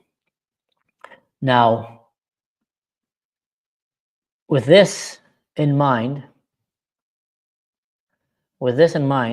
the Druze there are fighting right now with all they have. They already lost a few villages. They've been having their men and women, men killed and women and children kidnapped. and they're humiliating, shaving their beards, and etc. And these jihadists are combined. These are military trucks and tanks. They're all going down right now. And this is a clear breach of the agreement that Israel had with Jolani, stay away from the Druze, but also stay away from the south. We don't want to see any of your forces southern Damascus, and this is southern Damascus. So I don't know what is happening here. I'm afraid to think that this was maybe even coordinated. I don't think so. But because Israel did go, you know what? Israel did go and attack several other tanks. But like I said, it's not enough, and they're still fighting. If you ask me, we just need to intensify the attacks in Syria to make it clear for them that anyone who comes and tries to harm them is going to be dead. And then these people will run away.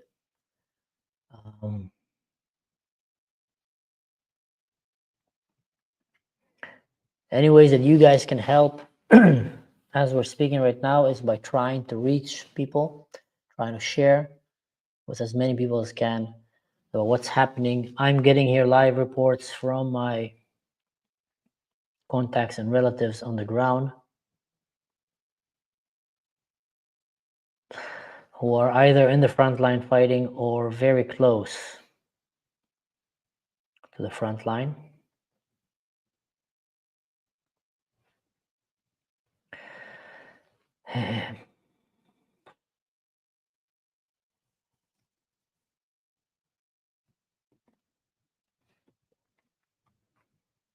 It's not easy.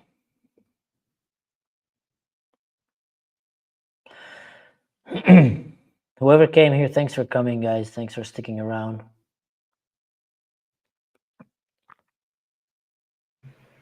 Yeah, Jack Alton is in Israel right now, I think. I don't know how to reach him, though. Do you know how to reach him?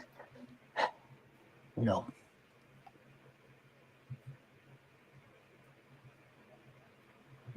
Yeah, neither do I. You know, there was Christians and Druze. Erdogan has so much blood in his hands. Yeah, well, he's This man officially. is, Yeah, he officially.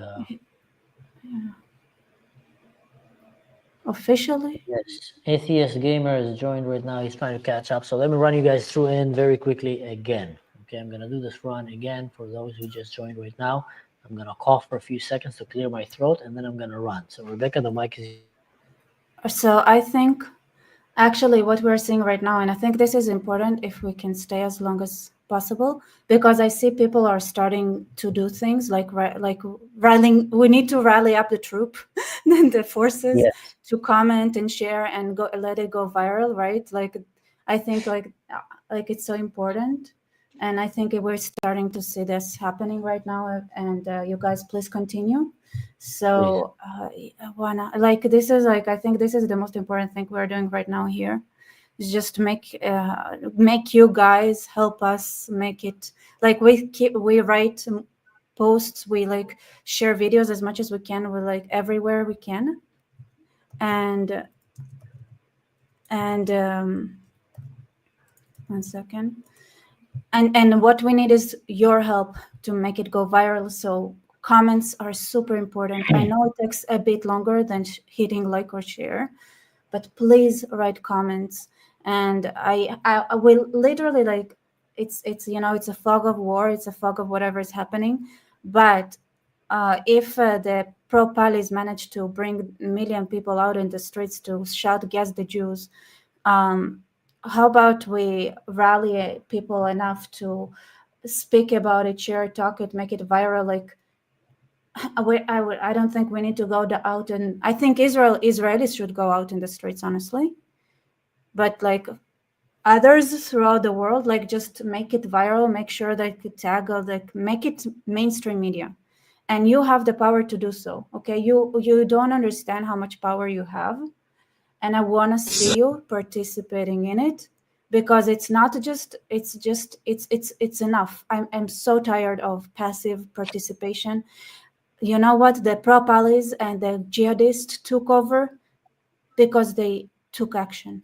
And our side is so frustrating, in a sense that we're being so passive. It's so hard to convince people to share anything on anything. It's so, why is it like, I don't know. please, Let me give please, a quick please. update. We're getting right now reports from Israelis as well. They're saying the רוצה in the Golan, the regional council of the Golan, in the last few hours, there were attacks by the IDF deep in Syria. These attacks are expected to continue also in the nearby hours. We are in direct contact with the military forces, the security forces. There's no change in the instructions or the effect it's going to have on the civilian area in the Golan. There is some block roads in the roads, but they allow the citizens to reach back their homes. So these things usually happen when Israel is maneuvering military forces. They'll start blocking the roads so the forces can go clearly and fast. But saying also we will allow anyone to go back to his house, but just to let you know, so if people were planning some kind of a picnic or something like that, they will, change their plans right now. So it looks like Israel is taking this very seriously and is going to intensify its work in Syria against these radical jihadists. For those of you who don't know what's happening, I'm going to run you through the report again. Let's see which video I want. Yeah, this one. So this is, let's put it with sound. دبابات اكلوا خرا الدروز صور محمد حط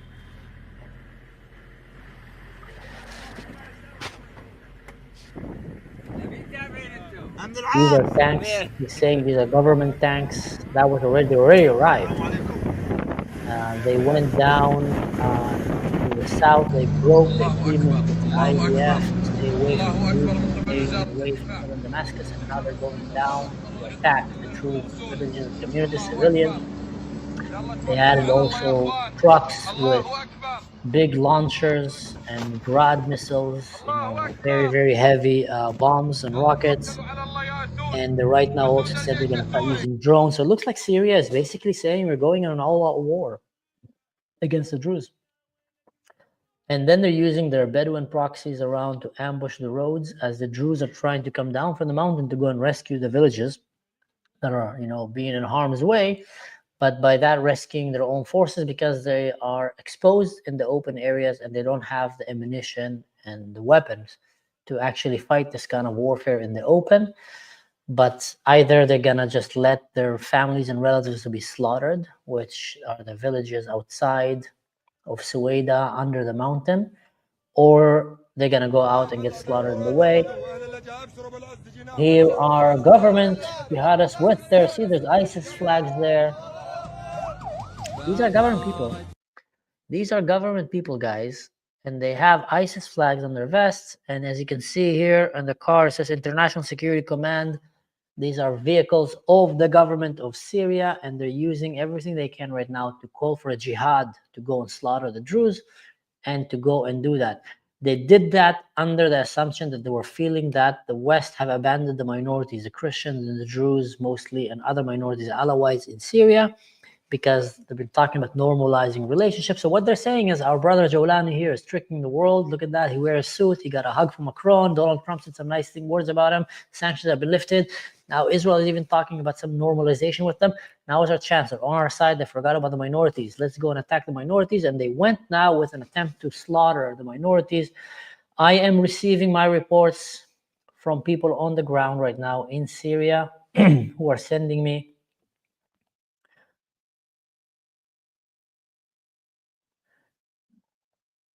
videos and updates about what's happening in Syria live. Some of them are in the front line. This is a truck that was taken down by the Druze forces when they went to rescue some of the Druze kidnapped hostages that were taken. So imagine October 7, only that this time the government is the one that is doing October 7 to its own citizens.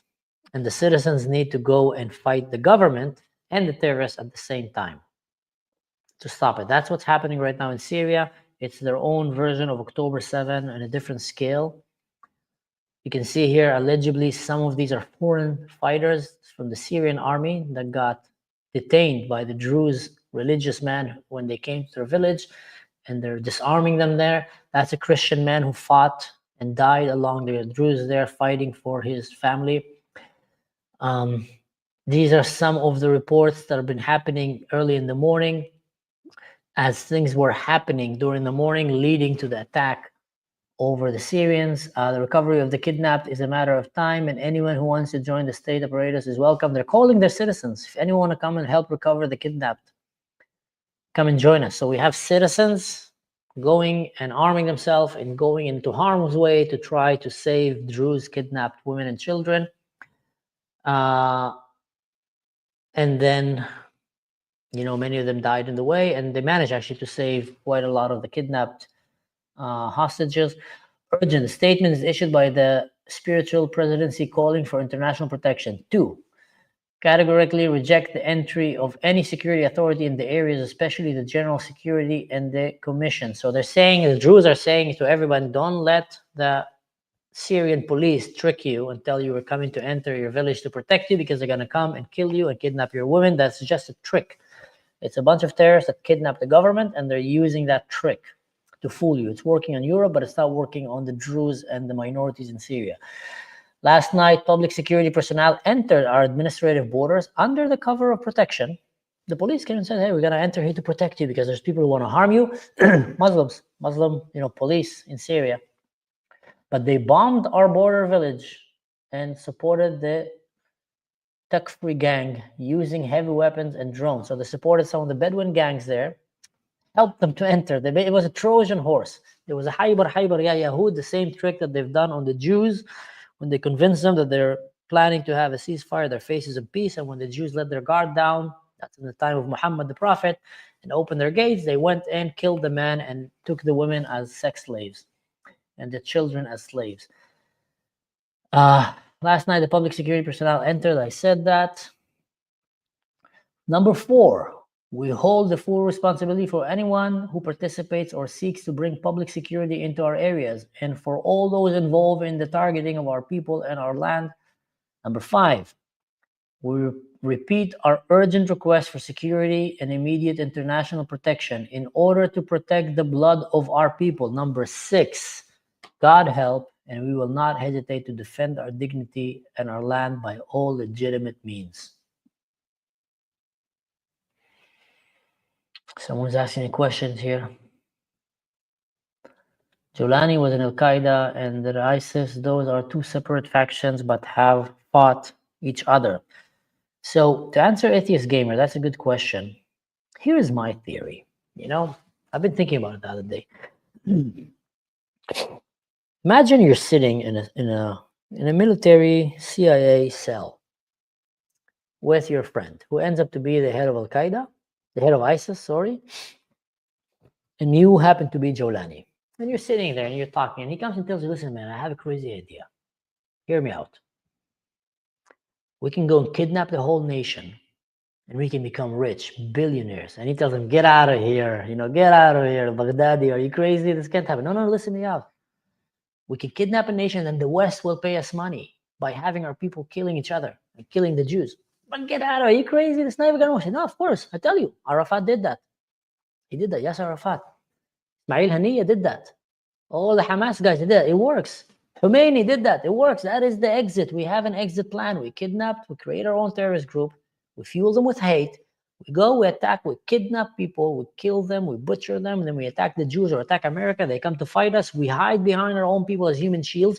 We also kidnap the education system. We learned that from Hezbollah and from Iran and from Gaza. They did it the best in Palestine. Kidnap the education system, raise kids to want to become shaheeds and martyrs, and then they go and do the job for us. And then me and you can sit back and count the money and collect it, and we can be rich as hell, man. This is our exit. We can be richer than Taylor Swift. And Jolan tells him, get out of here, you're crazy. This never works. Trust me, let's do it. I'm going to create ISIS. Then later on, you're going to branch out and you're going to go and conquer Syria. You will control Syria. I'll control Iraq and this area. And we can become billionaires, man. And then they go and they do that. That's what Jolani did. He goes, and then they have some kind of diffuse, probably over money and ideology, and they break out. But Jolani stayed with his own idea. how can I conquer Syria and become a billionaire? So he goes and he does that. And then he tells them, he remembers what Baghdad told him, but listen, once you do that, here's how you trick them. You shave the beard, you put a suit, and they're all going to fall for it. They're going to send their parliament members, women, I don't know what, don't shake their hands. It might be a bit tricky, but in general, don't be too rude to them because the world is watching.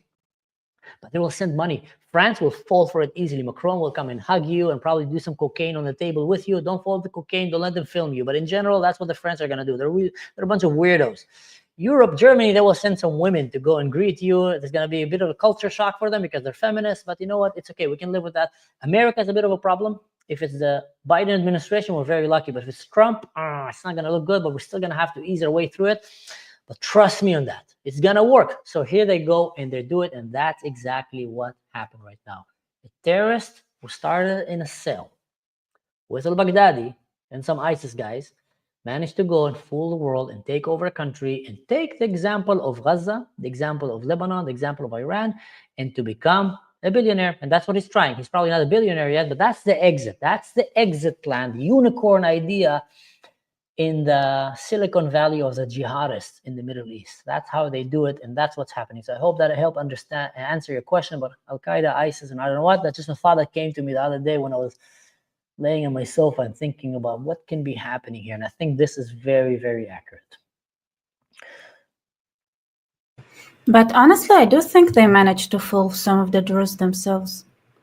Like, I had a talk with Syrians lately, and I was like, why are you so optimistic? Because you saw me, I was a hardliner against anything Julani, and I had made several videos, and wherever I can put a jab on the West talking with Julani or Julani in general, I did it, even with videos that had nothing to do with Julani. I, like, wherever I could, like, I would add that. And when I had this conversation, I was like, I was hearing them, and they were like, yeah, now that there's those talks and they're gonna find like some of agreement for the Druze, like they're gonna like, and all I could think was like, I don't believe it. Like, and I didn't know, like, because they were local, right? So they're like Druze in Syria, and I was thinking, okay, if they believe that, maybe they know something I don't. I couldn't believe it. Like, and also, when it just started, I don't know, like how long ago it was, I said, don't take your leg off the gas, right? Once it started, I knew what's going to happen. It would go viral, and then like everybody's going to forget about the Druze and fall asleep, and it's going to happen again. And it's like, don't. But I feel like even the Druze themselves fell asleep. So here's the thing. In Syria, you have three kind of Druze factions, houses. One is the one that, sorry, I've been talking for so long, losing my voice. One is the one that is saying we're going to stand and defend our people. We're not going to let anyone dictate for us because we know these guys are going to try to kill us. They've been trying to kill us for 1,000 years. We're not going to give our way. We're going to defend our people. Live in peace, respect us, respect you. Try to harm us, we'll harm you. Then there's another group that is kind of trying to bring the diplomatic way and saying, okay, listen, guys, let's try to work together. And they're trying to portray also the Druze are actually Muslims. They're not different than you, because Islam has been always telling you, are you guys Muslims like us or you're different? Because if they're different, they need to kill them. No, we're like you, yeah? So give us your women. Let us marry your daughters. And the Druze, I don't know. That's why they moved to live in their own villages. So they've been living under this taqiyya, which is basically hiding their identity to survive. And then there's a third group that is more kind of the Judenrat of the Druze. They're the ones that have been sold themselves already to the government, and they're trying to make the Druze disarm and trying to portray the Druze as well there as kind of a bunch of terrorists, but to please the radical Islam. They work for the government. They're on the side of the government, and they're not to be trusted. And they're like the Bruce family in Braveheart. But only the Druze ended up changing and becoming, kind of a main force of fighting the battle there. But in the beginning, there was, in the movie at least, there were the traitors. So here you have these ones. So sometimes you'll have a Druze that either fall for that, or if you accidentally end up talking with a Druze from Lebanon, and over there you have a little bit more of radicalized, full-on Muslim Brotherhood. supporting Druze. You know, the Jumblat faction and his friends, they support Hezbollah, and they, even seeing what they've done to the Druze in Syria, they will still choose to support Muslim Brotherhood over the Druze. I've been talking for one guy. I have a group with me and Rafael, talking to this guy named Karim. He's allegedly, a Druze from Lebanon. His father was from Lebanon. He fought alongside Hezbollah. The guy's full-on Muslim Brotherhood, Holocaust denier. Like, it's insane. It's insane. They're ridiculous. He's an American citizen, full-on woke, crazy, batshit stupid. So you have these guys as well. But in general, the majority of the Druze, it's like, even if they thought in the beginning that maybe, I don't know what, they know for clear right now who's their enemy and who's their allies. The only thing is they're just wondering how far can their allies go in trying to defend them. And right now they're on the verge, of total annihilation, almost, in Syria. Let me see if I can get another update from them. And I'll use this post to remind you to share, comment, not here in this video, anyone's video, anything. You see that on X, look for it on X, on Instagram, everything. Comment, share, share with your friends privately, make it go viral. It's so, so, so important. We cannot do those things alone. We need your help. And there is significance in numbers, and don't underestimate your contribution. It's so, so important. And I feel like I'm asking here again and again and again, the same thing, always, make sure as much as you can, please make it on X, not just us, everything you see, just share, comment. It's very important to comment as well. I know it takes a bit longer. And it's like people understand how important that is. Think about the pro-Palis, how everything that is in their favor or against them, how they swarm it like that. Sometimes, sometimes we need to learn something from our enemies because it works.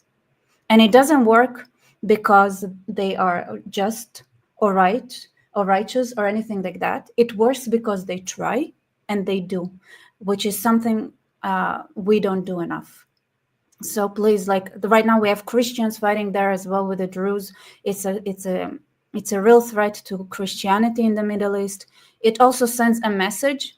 If you allow that to happen, I promise will be no more Christianity in the Middle East, because it sends a message that Christian blood is allowed, Druze blood is allowed, Yazidi blood is allowed. It's just, this is how they say it. They stretch the line. And the more they can stretch it, the more others will join in. Sorry, I'm trying to play with put the screen so they see you more when you're talking.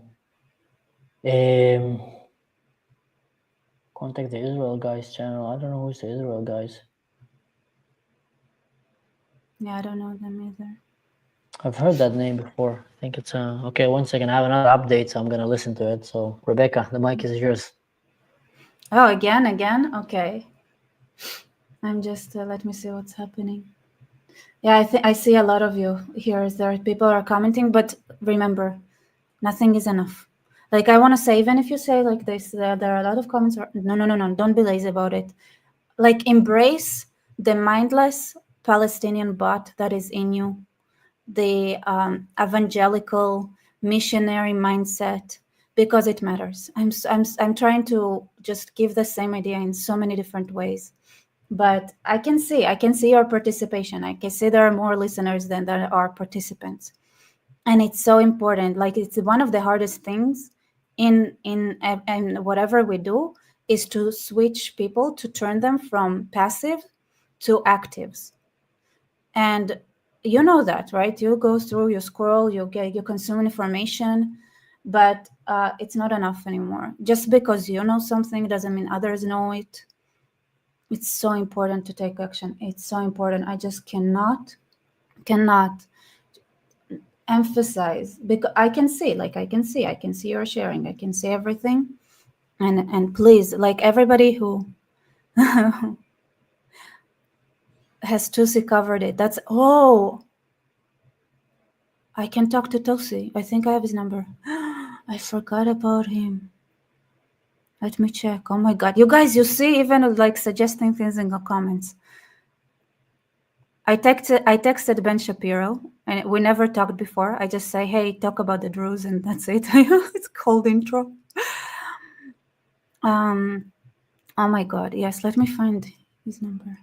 I think I have his number. To see. Yeah, I have his number. Oh my God.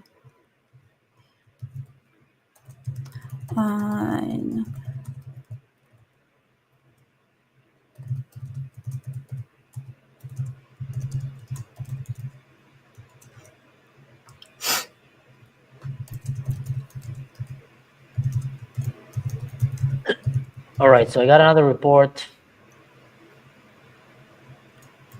What's happening is that the government with their jihadists have been taking all the small villages around. They're taking them quite fast now. And the Druze, many refugees are running into Suwaida, and they're preparing for the last stand, the last battle of Suwaida. That's how they're seeing it. That's going to be the last stronghold. They're running out of ammunition, running low on food, electricity they don't have. The government controls the internet, the electricity, everything. They communicate there, via these means. And if help doesn't come soon, then things will look very, very bad. And the fighting, they're taking basically all the villages around Suwaida, covering it, and getting ready to attack Suwaida itself. And if Israel doesn't intervene very fast and help, we're going to witness a very serious genocide attempt, please. So the Druze in Syria, mind you, the Druze community in Syria, in Suwaida, is the biggest Druze community in the world. There's only 1.5 million Druze barely on planet Earth. And the majority of them live in Syria. And the majority of them in Syria live in Suwaida. And that's where right now they're being besieged and being attacked. They have with them there Christians and other minorities that went to hide among the Druze because they know that they're going to be protected by the Druze. And right now these minorities as well are fighting alongside with the Druze, the Christians, and other minorities there, trying to fend off from the Muslims who are coming to try to genocide them. But where is the world? Where is the voices of the world? Why is no one crying? All eyes on Suwaida. Why is no one crying right now? Protect the Druze, because no Jews, no news. And basically the ones who usually do these things are a bunch of anti-Semite borderline Nazis who don't care about life. They just care about making the good guys look bad. And right now, you can't really make the good guys look bad. You can only make the bad guys look bad, and they don't want that. And that's why we need your help. Anyone who's watching here right now, help bring this voice up. If you have contacts on big channels, I'm a small channel, me and Rebecca here are humbled. We're trying to work as much as we can with what we have, but we're not one of the giant channels. If you have contacts with people that can have me go and talk to them and share and speak and just bring the voices of the people in Syria, please help us to go and bring the voices of our people. They're standing tall, standing strong, they're fighting, they barely have any weapons. My relatives are right now said that 2 brothers, one went to the front line to fight, the other one stayed at home to protect his mother and his sisters, and he doesn't have a weapon to even do that. And he said, we're not going to let them take us out alive. And as we're speaking, the forces are getting closer to them. And that is the situation right now.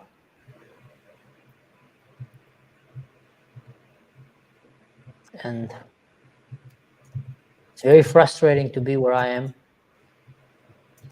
That the least that I can do is basically pledge and shout my voice, their voice, through this channel and try to bring it out. So that's what I'm trying to do. And I appreciate anyone who's here with us. And if you can help us bring this out, please. Mainstream media is just not covering it. And if you see sometimes me or Rebecca just, doing something, it's because we're either talking to sources. She's from in Israel, I'm with the people in Syria and with the people in Israel, or we're trying to make something to push this out.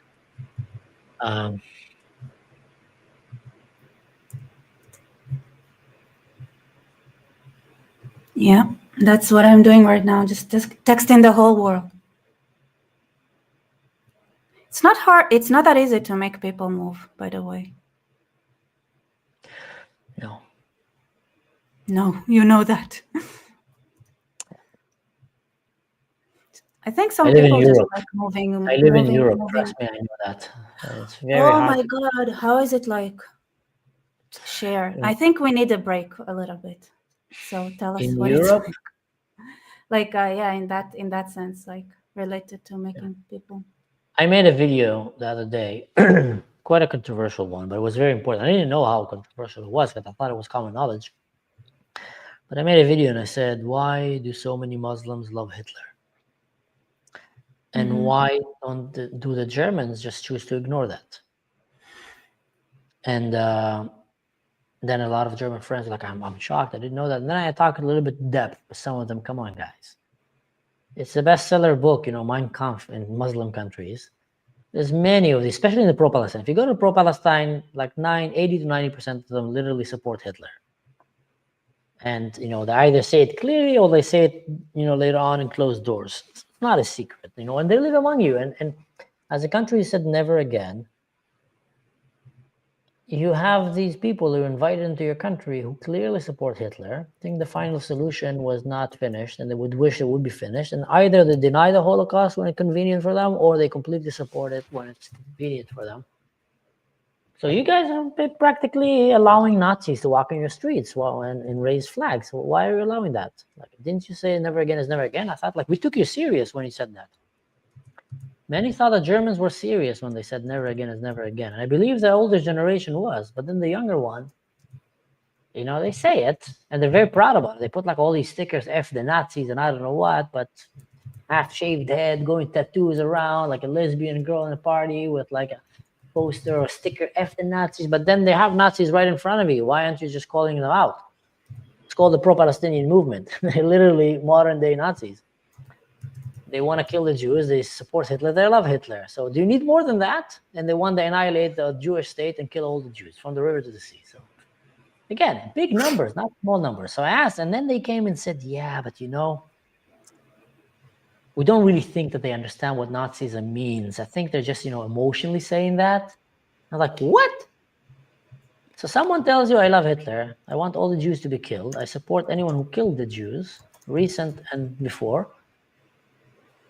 And your reaction is like, he doesn't really mean what he's saying. So that it looks like to me like this is kind of a main thing in Europe right now. Now there is many that see that, but they're just, quiet and don't want to be either go out and speak about it or afraid to be canceled and called racist. Political correctness is killing them. Or there's the ones that are actually making excuse on behalf of these jihadists. Now, again, I'm not saying that all Muslims are terrorists or support terrorism or Nazism, but there's this funny saying, not all Muslims are terrorists, but all terrorists are Muslims. So go argue with that. So in a break of a little bit talking about Europe, that's the situation here. So I know what it is when people are, it's very hard to move them. Yeah. Yeah, Germany. You know what's, I don't know, like they're still like what you described is like people still keeping their delusions, right? But it's like, I feel like it's even worse when people are not delusional and yet they're willing to do nothing.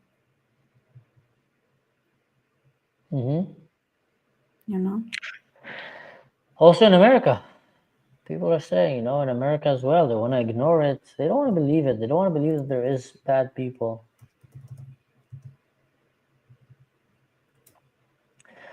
Someone is saying Atheist Republic. Well, guys, if you know any of these channels and they would want to have me or any of my Druze colleagues go and talk, we'll be more than happy. I basically freed all my day.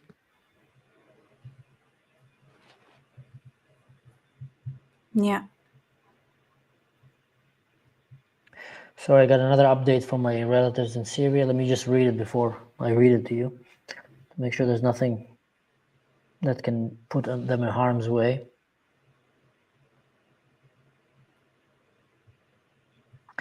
Right, he said, yes.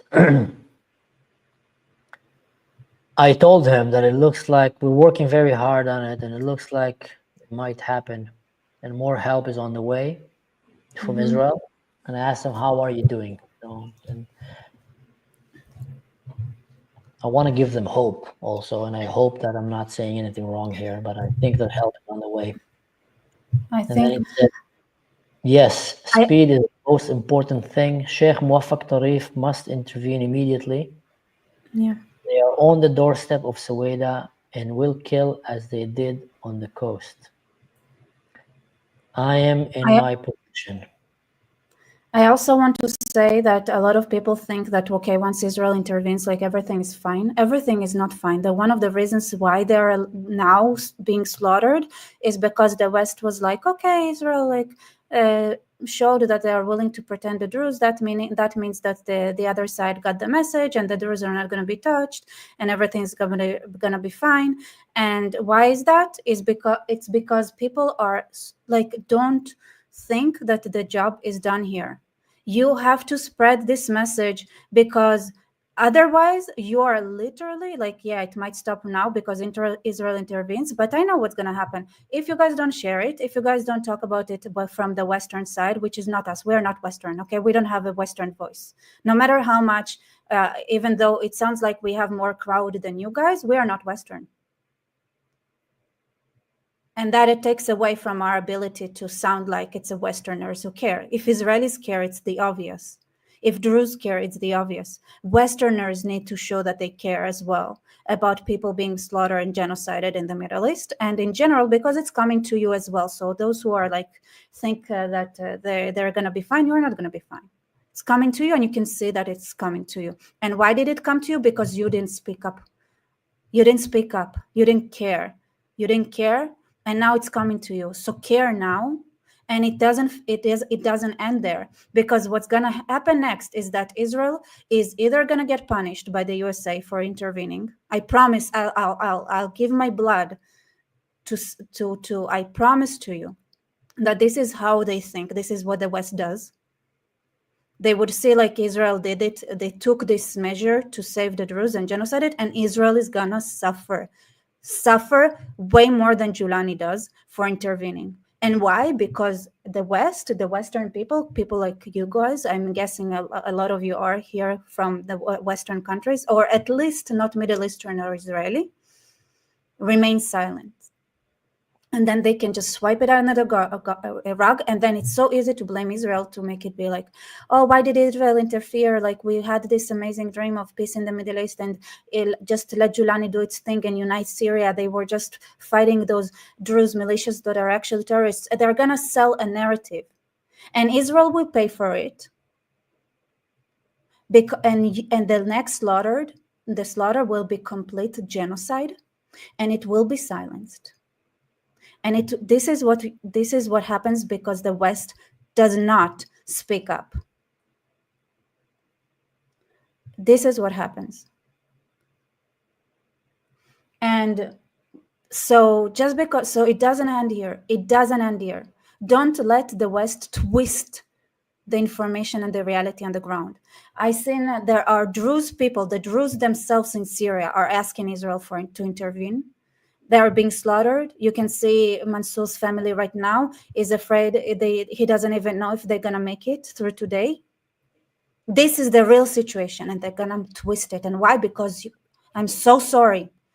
You allow it to happen. We allow it to happen. And if Israel intervenes and you think that's it, that your job is done, I don't even know. Like, at some point, what's frustrating is the anger.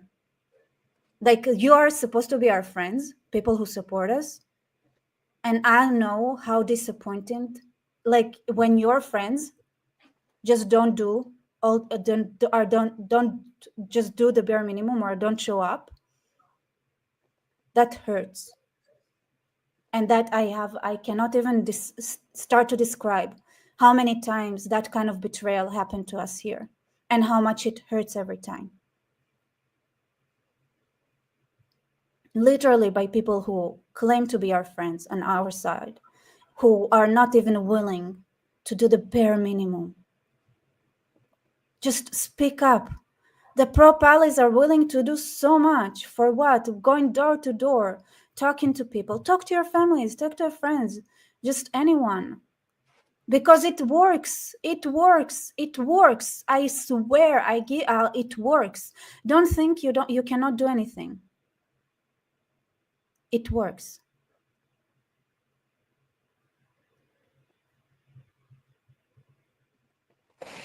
Thank you, Rebecca. That's I know that there's a lot of Israelis like yourself that are standing with the Druze, standing with the Druze in Syria, standing with peace in general. And just like you mentioned, our main problem or challenge, I don't know if you can call it a problem, but it is that our numbers, there are many, we're few. We're civilized, they're barbarian. We're quiet and intellectual, they're loud and vulgar. And when it comes to shouting and spreading misinformation and controlling the media narrative, they're much more active than us. But in times like this, when it comes someone like me, and instead we step up for the sake of the people right now that are fighting, because we wake up tomorrow, it's probably going to be too late. I mean, they went in advance and they took over several villages as we speak right now, and killed their men, enslaved their women, kidnapped their children, and now they're fleeing back into Sweda, the ones who survived the mountain, and they're getting ready in Sweda to stand for their last defense.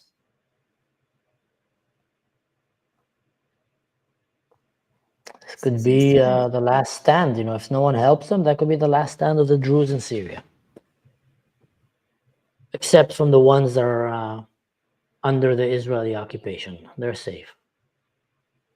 It's crazy how they try to portray that, huh? They keep saying that Israel occupation is actually... They're gonna twist it. They're gonna twist it. They have no shame. Look at this Syrian guy who wrote to me, like, what are you... Like, what, like this, I cannot, like, I can see on X, I know this guy, I know he's a Julani fan and he's a terrorist himself, but like, any weapon not controlled by the state is deemed illegal and will be met with force. The Syrian state has every right to assert its authority over all Syrian territory. The era of separatist groups has ended. And I said, like, they are taking women and children, and this is how this is how the whitewashing of the ISIS gang of Julani looks like. And then he answered, you have no idea what is happening there, and you do not have enough information. Your country is fully aware and maintains strong coordination with the Damascus government. So trust your government and don't go against the current. Look at them; they are manipulators, liars. Mm-hmm. Mm-hmm. You like, look, and this is and I have you guys, and and you have direct connection to Druze, and I see that, like, it's, and through you all I have like my own connection with Druze people, so I can hear what's happening really. But people on the West, they buy, like, why? Because it's so convenient to believe to that lie that he just said. You're like, don't go against the current. Yeah, someone just wrote here, they're already lying. This person is a genocide or murder. Don't go against the current. Yeah, Barak yourself just wrote. What they do, they say so, and people outside, you guys, listen to us. Don't get confused. They are masters on manipulation and lying. Believe us. Believe us. Yeah. Just believe us and don't think about it. Sometimes this is why there is, unfortunately, people don't like the notion of like supporting somebody just because he belongs to your group. But group identity works very strongly in that sense, where people give you misinformation and gaslight you, and okay, you know what, my family is my family, my group is my group, right? And it's like, don't think, I ask you because I know they're so sophisticated and they're going to be bombarded. Don't forget that what we said, that's the truth. And everything else is a twisting, manipulative, lying assholes who are more than happy to erase entire populations. And they do it all the time. And because it's so hard to keep your mind straight when things like that happen, because there's so much misinformation and disinformation, I beg you, step into your animalistic tribal thinking and just go by that. I know who I'm standing with. It's the Druze. That's it. I'm with the Druze. Whatever the Druze are saying, that's the truth. Whatever the Jews, like, you know, whatever. And also, like, obviously not the Wali Jumbala, who's not even a Druze. But, you know, like, what we're just saying, that's the truth. And, like, we stand with we want to see the safety of the Druze in Syria. If Hikmat al-Hijri, right? Al-Hijri? Al-Hijri, yeah. Hikmat al-Hijri. He wrote and asked for international help until the Hikmat al-Hijri doesn't say, hey, everything is fine, nothing is fine, and you don't stop supporting the Druze. Yeah. Because I know how it works. It's so easy because I had it on myself as well. When I talk about places like Bangladesh, and it's so easy to confuse people who are not there. And at some point I say, you know what? I know Hindus and I know Muslims. And I stand with the Hindus. Because, you know, sometimes you have to step into your tribal instincts. They're not always wrong. Sometimes it's just the way that to go, the only way you can go forward. Thank you, Rebecca. Someone has been asking for an update, so I'm going to give a brief update again for whoever joined right now. There's a massive assault on the Druze region of Sweda and the villages around happening in Syria. As we're speaking, a group of militants accompanied by jihadists from all the region have broke into the villages around Syria. They called for a jihad to go and murder the Druze, and now they're all coming and flocking from all the area, as you can see here in the images, just different fighters from ISIS and Al-Qaeda joining together with the military, with heavy tanks and ammunition and sniper rifles and drones and artillery, and just going in there to kill the Druze. They've managed to been bombarding them. Here, I'll show you a video with some audio so you can hear.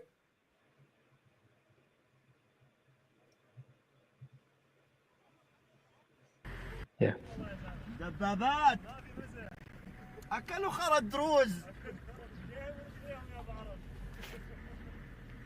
صور محمد حط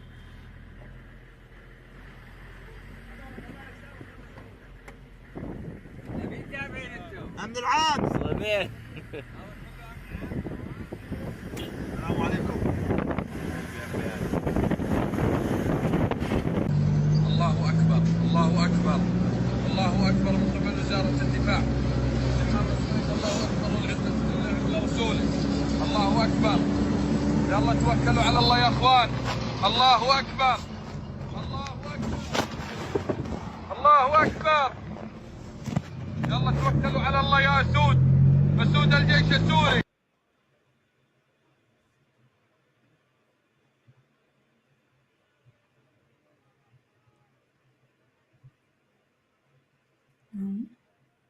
Why is it so silent all of a sudden?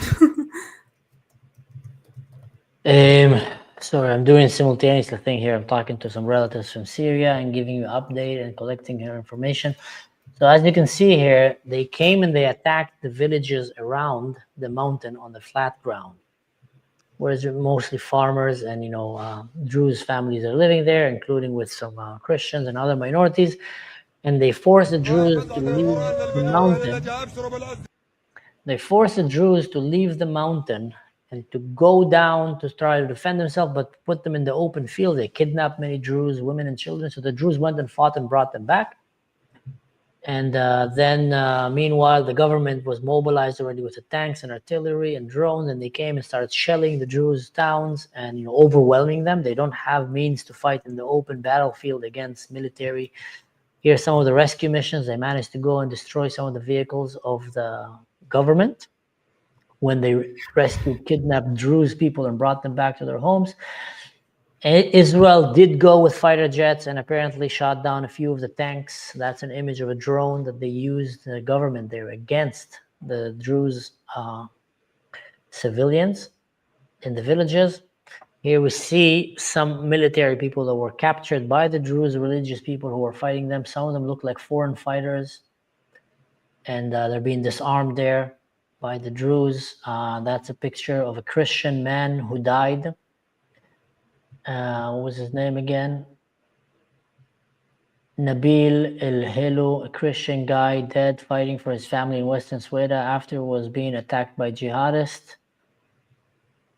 And right now, the radical jihadists there and the government have managed to conquer at least 3 Druze towns, kidnapping their women, taking their children, killing their men, and many are fleeing right now into the village. They're so smart. They're not taking photos now, huh? It's so effective. Yes. This is how stupid the West is.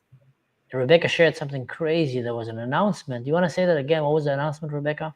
So it said that do not share photos of images of the slaughtering that's going to happen, because otherwise we're going to end up like what happened in the coast, which is their failed attempt to massacre the Alawites.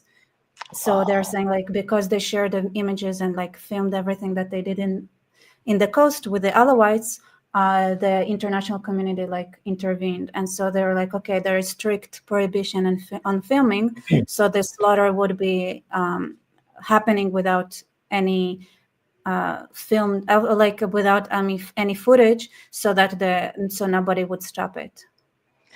So this is how terrible that is, guys. This is literally an instruction coming from the government to these jihadists and their soldiers.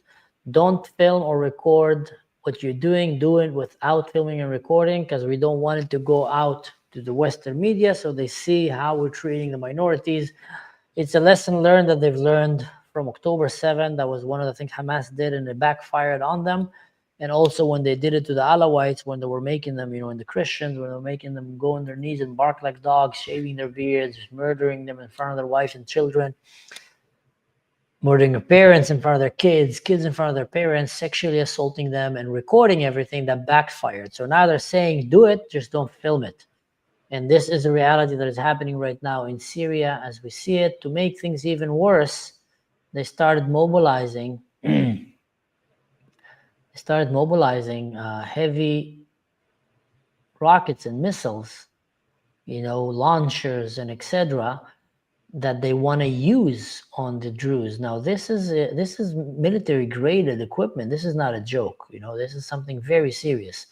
As you can see here in the pictures, these are Grad missiles that are right now being mobilized, if not even arrived, to the area of Sweda in the south, that is pretty bordering with the area of Israel, by the way. Now it's used on the Druze. Tomorrow, easily, it's used on the Israelis. Yes.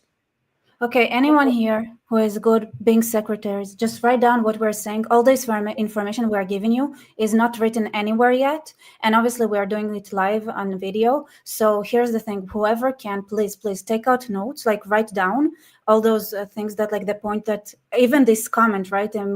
Druze living in Sweden, the situation worse than bad. Write it down, make those notes so we can post them and share them. All this news that we're getting from the ground. Right, everything that we're saying, everything Mansour is sharing, and we're just 2 people. It's overwhelming for us. So whoever is whatever is being said, a lot of the things that Mansour is sharing right now is exclusive information. It's nowhere else. It's absolutely nowhere else. So it's a unique source, a fountain of information that is coming. So please, I'm asking you all, just write down the most striking points, share it. Save it, whatever, even write it down in the comments here so we can share it with the world later. But because we have to do it fast, it's not something we can do ourselves. It's going to take us way too long, and the situation is very dire and it's happening very fast. So please do that. Please. It's something that those who are somewhere where they can write, where they can, just extract the information we're sharing. Please do. Thank you, Rebecca. Thank you. I'm here also talking with my relatives on Syria, on the ground, and some sources, getting information. As we're going, we've been getting the updates of how they were fighting desperately, and then the Israeli Air Force came and they were cheering out of joy because they went and saw them attack some of the tanks and destroying them. But then later on, the Air Force went away and the fighting continued. And now they're feeling like they're more confident, like Israel is not going to intervene more. So they're bringing more drones and more heavy ammunition and artillery to attack the Druze in Syria. That's one of the drones they're going to be using there. And the Druze are running out of ammunition. They're very low on weapons and food and everything. And they have nothing basically to defend themselves with. And they're seeing how they're conquering and taking village by village, completely destroying it and kidnapping the women and children after they kill the men. And now they're closing at them at the last final battle, which is the Jabal al-Druze over there, the Sueda. That's the village, the main Druze area in the Middle East. It's the biggest. Syria have the biggest number of Druze in the world. And there's barely 1.5 million Druze all across the world, by the way. So Syria have the biggest number of Druze in the world, and the Druze in Syria are mostly gathered around Sueda. So that's how it's hard. Now let me read for you some of the stuff that was written here by Kutiaba Pro, and Rebecca already read, but I'm going to read it again because he wrote some more. He's a Druze from Syria. I'm a Druze living in Sueda. The situation is now worse than bad, very tragic. Armed jihadists and the government are attacking village and towns, killing men and kidnapping women. Please help. Next thing that we heard from him, I just promised the people in Syria that I will be their voice. I'm an Israeli. Never thought that I'll be the voice for people in Syria, but when time comes, you got to do what needs to be done. And right now I feel if this is what needs to be done, I'm going to use my channel and platform to bring their voice. Our men are resisting, but the military preparation and equipment teams are very large. It's talking about the enemies that they have, better equipment and training and, more men, maybe not training, but more men and equipment that they have. Exactly. They take Al-Mazra. So they took over Al-Mazra. Here, someone's written here, they're entering the city. They take Al-Mazra. I guess that someone also maybe is living there. Anyone who is Druze from Syria right now who want to share something, let me know. I will write it down. I will read it out loud. Guys, whoever has any platform and wrote it down, please just tag us in your X post and we'll share it.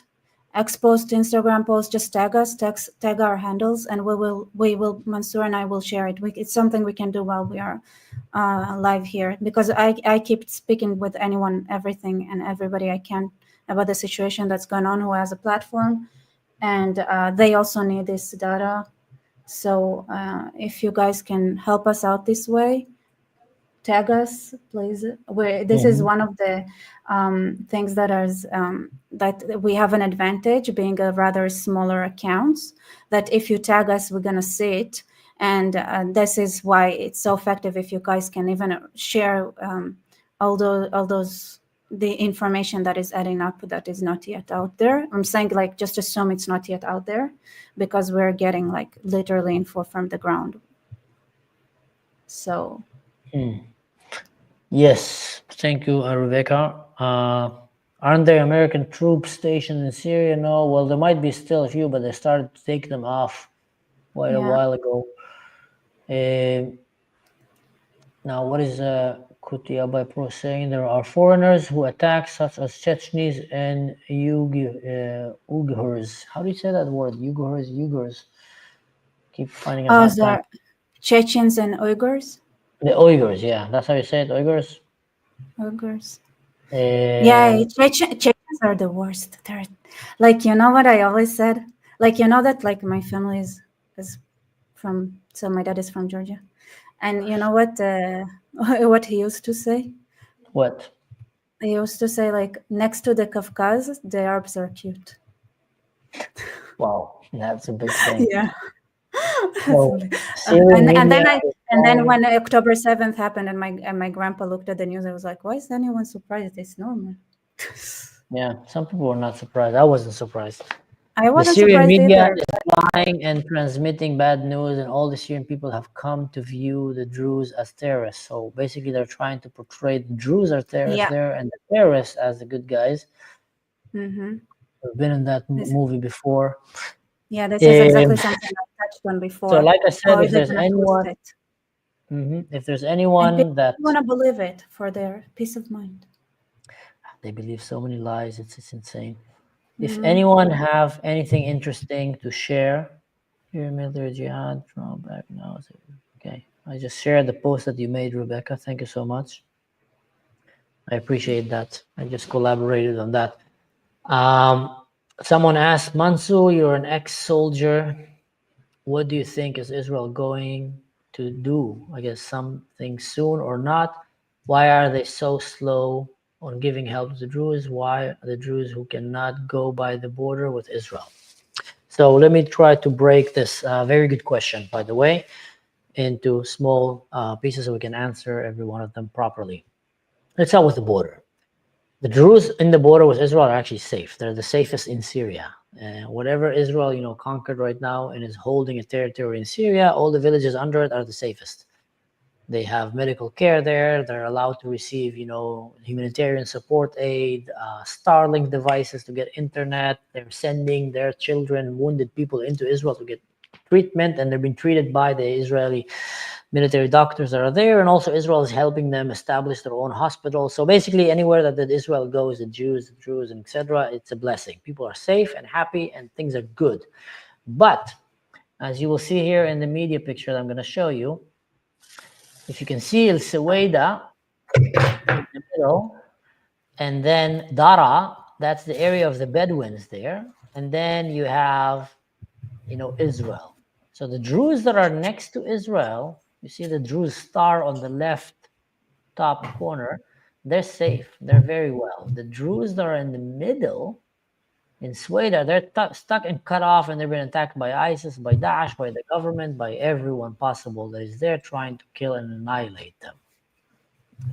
So that is about that question. Now, as an ex-soldier, I was an officer in the army, and I was in the special forces, and I trained soldiers. I went to combat. I fought in wars. So I'm going to try to give you some of my insights about what is happening and why is it happening. Up until now, it was very hard for Israel to intervene when there was a skirmish between the Bedouins, Muslims, and the Druze, because, they attack a convoy, they'll shoot it, and they'll run with a kidnapped, businessman. The Druze will chase them, either kidnap some of them, and they will exchange prisoners. And it's very hard for Israel. It's not like there's a Syrian man sitting there with a tablet in the Druze mountain, and it's like command and conquer and CNC. He's telling you, okay, I see an attack over there, attack, and then the airplane who's just waiting for his command is going to shoot a missile immediately and take him down. And that was leading to some frustration among some of the Druze. They're feeling like, where is Israel? Why are they not helping? And I explained to some of them guys that this doesn't work that way. It's not that easy to send fighter jets on command and just go. And even a day or 2, 3 later, they're not going to go to that village with an Apache right now and start shooting some random guy standing and smoking a shisha or a hubbly bubbly just because they look jihadists, which they probably are, but still, you don't do it that way. So it's very hard to intervene between these little skirmishes. But whenever there was a big assault on the Druze, Israel did intervene and stood by its word. Hands off the Druze. Last time, they made it very clear. They scared them. They shot a few of them with drones and air and fighter jets, and they landed a missile into the backyard of Jolani's palace, and he fled. He ran away.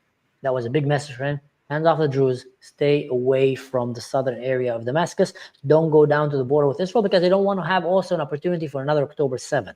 So that's why they're defending the minorities there, but also defending Israel. It's a very, the interests here are very aligned together. The security of the minorities in the southern border of Syria means also security of the Israelis. Very aligned together. Now, what happened yesterday, there was an attack on a convoy with, vegetables, food, and also some money, and some people got kidnapped. Food was taken by these proxies, these Bedouins, because the government can't go and attack the Druze. They're trying to portray the Druze as terrorists to get some legitimate international support so they can go and attack the Druze. Meanwhile, they're not trying to portray the Bedouins or the Jihad or Al-Qaeda. The people in their own military that have ISIS flags and Al-Qaeda flags, they're not the terrorists.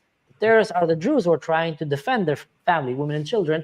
So they're trying to do that. And with the help, I would say now, with more of the recognition and support of the Western international community, Europe, France, the United States, and others, they started feeling a little bit empowered, like, okay, we got the West on our side, we fooled them. Now we can go and actually attack the Druze and they won't do anything. So they tried that. They suddenly sent tanks and rockets and missiles drones and heavy artillery and joined with the military to these jihadists to go and kill the Druze.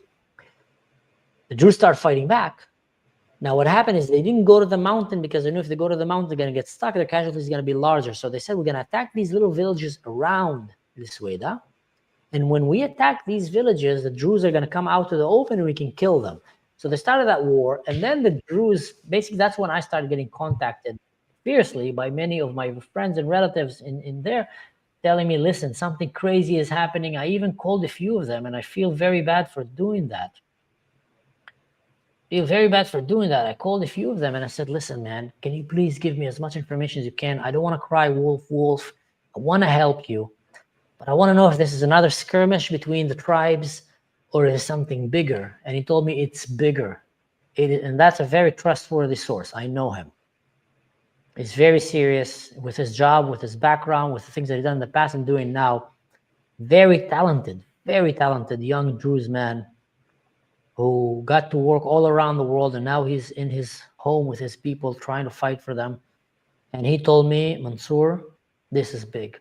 They're coming with big forces. They're coming to annihilate us. They're coming to wipe us over from the map. And they're hoping that no one is going to intervene. And while he was speaking, I was talking to him. We're sending messages. We're talking with Khalifa and other and Rebecca.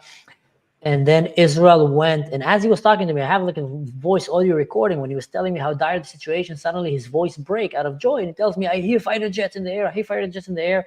And he cuts the line. And a few seconds later, he sees they just attacked them. They took some of their tanks. They laid waste to them, in this convoy. Israel is helping us. Thank God. They came here to save us. Little did they know that this was not the end. Israel did that. But then many of the jihadists fled, but it was not enough. And I explained that before. The way to fight radical Islam is by brute, consistent force. You don't stop. You continue. And you make it harder and harder until every one of them runs away or defeated. And, we lost Rebecca there for the battery. So what happened is the jihadists kept attacking with the government. Is to conquer a few villages. They managed to conquer a few of, I'll just mute you a little bit. And they kidnapped women and children. They killed their men, and many of them fled and started running into the Sweda, which is the big Druze center, the big city in the mountain. It's the biggest concentration of Druze on earth. Syria have the biggest number of Druze on the face of the earth, and most of them are in the mountain of Sweda. And as I showed you here in the media, in the map, the problem that Sweden doesn't have a connection to Israel. It's surrounded by radical Muslims from all over. And on the south, they have the border. On the south, they have the border with Jordan. And Jordan is just not opening the border to help them. So they're stuck there. They're running low on water and food and ammunition, even lower on ammunition. They've been telling me that ammunition is their biggest problem. And they just don't know how to keep fighting. And now this is a situation. My relative who was talking to me told me that his brother went to the front line and that he stayed home to defend his mom and his sisters. He doesn't have a weapon. His brother have. And he said that they're closing in closer and closer at them. And that if needs to be, then he will fight to the death in his home to defend his mother and sisters. And that is a situation of not only my relative, by the way, that's a situation of many, many Druze in Syria right now. So that was a quick recap. I'm just gonna mute myself because I received another message from one of my contacts. I try to keep their identity secret, so I can't have you hear their voice, but they're giving me updates live, from what's happening. So just, you can watch this video. I'm gonna put it on volume so you can watch it. أكلوا دبابات أكلوا خرا الدروز صور محمد حط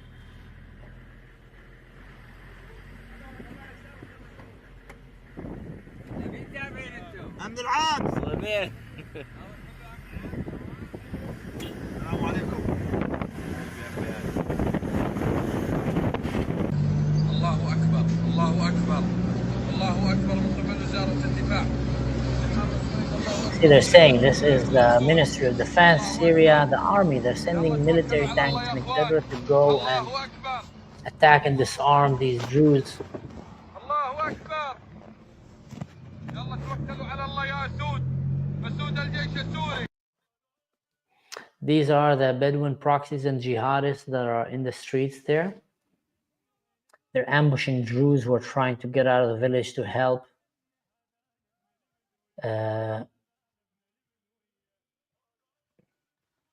Thank you, Yoav. Whoever can go and protest right now and bring this out to the streets, it's very important. It's sad to say, but this is the only way that politicians, they move and they care.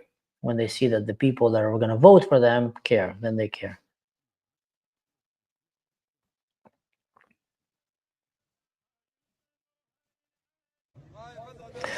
Okay, we have another update here from the Druze from Syria. He's saying, by the way, these were army forces, military Syrian forces, if you can see here in the picture. Here, I'll stop it. It's International Security Command. So that's like clearly, part of the government. But anyway, let's see what he's saying. Rebecca, I see you're back.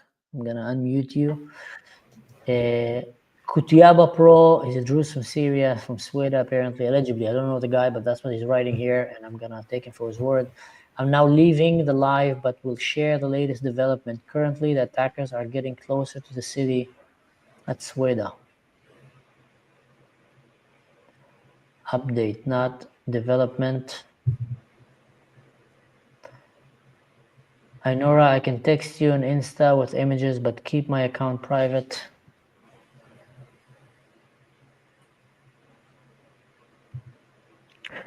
I just got thank you, Nora. Thank you so much. Thank you so much for anyone that is here. We have 728 people live for the last 3.5 hours. Rebecca. Yes. Honestly, Sharing thank it you with so more much. people.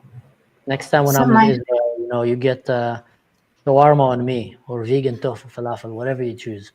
No, please not vegan. Don't torture me like that. Thank you.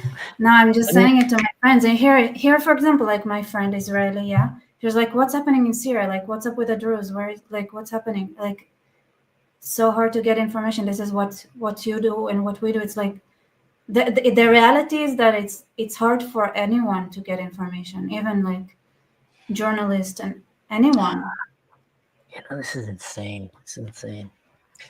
2 years ago, I was in the Caribbean sailing from Alaska to Hawaii. My life was completely different. I didn't think that I'll be spending 4 hours of my day arranging for someone to pick up my kid from the kindergarten so I can stay here and talk to, a Jewish girl in Israel about the Druze in Syria and ask the world to help us bring this awareness, because Western media is not sharing it. And by the way, I just received, when I was muted, this last report from one of my sources in Syria.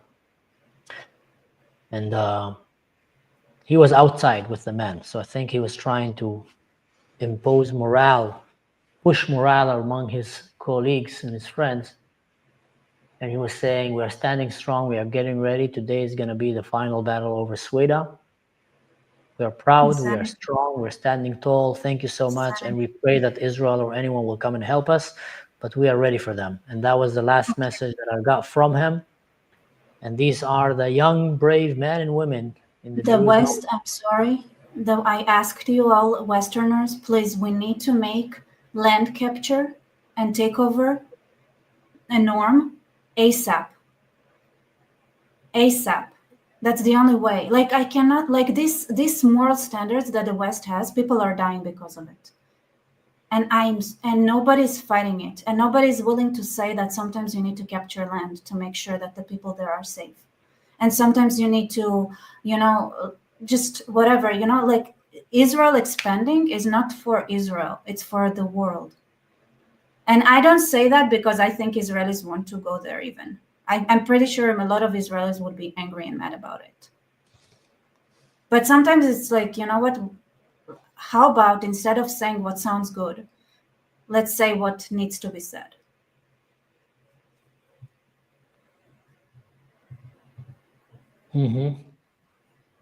Thank you. I'm just checking here my private message because apparently maybe someone sent a message. I know I don't see anything in the private one. But let me try to see if I can receive the message somewhere else.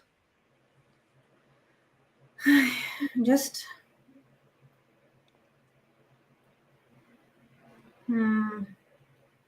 I wonder if anyone did like a good summary of everything that's going on, because I think even Israelis are confused about what's happening.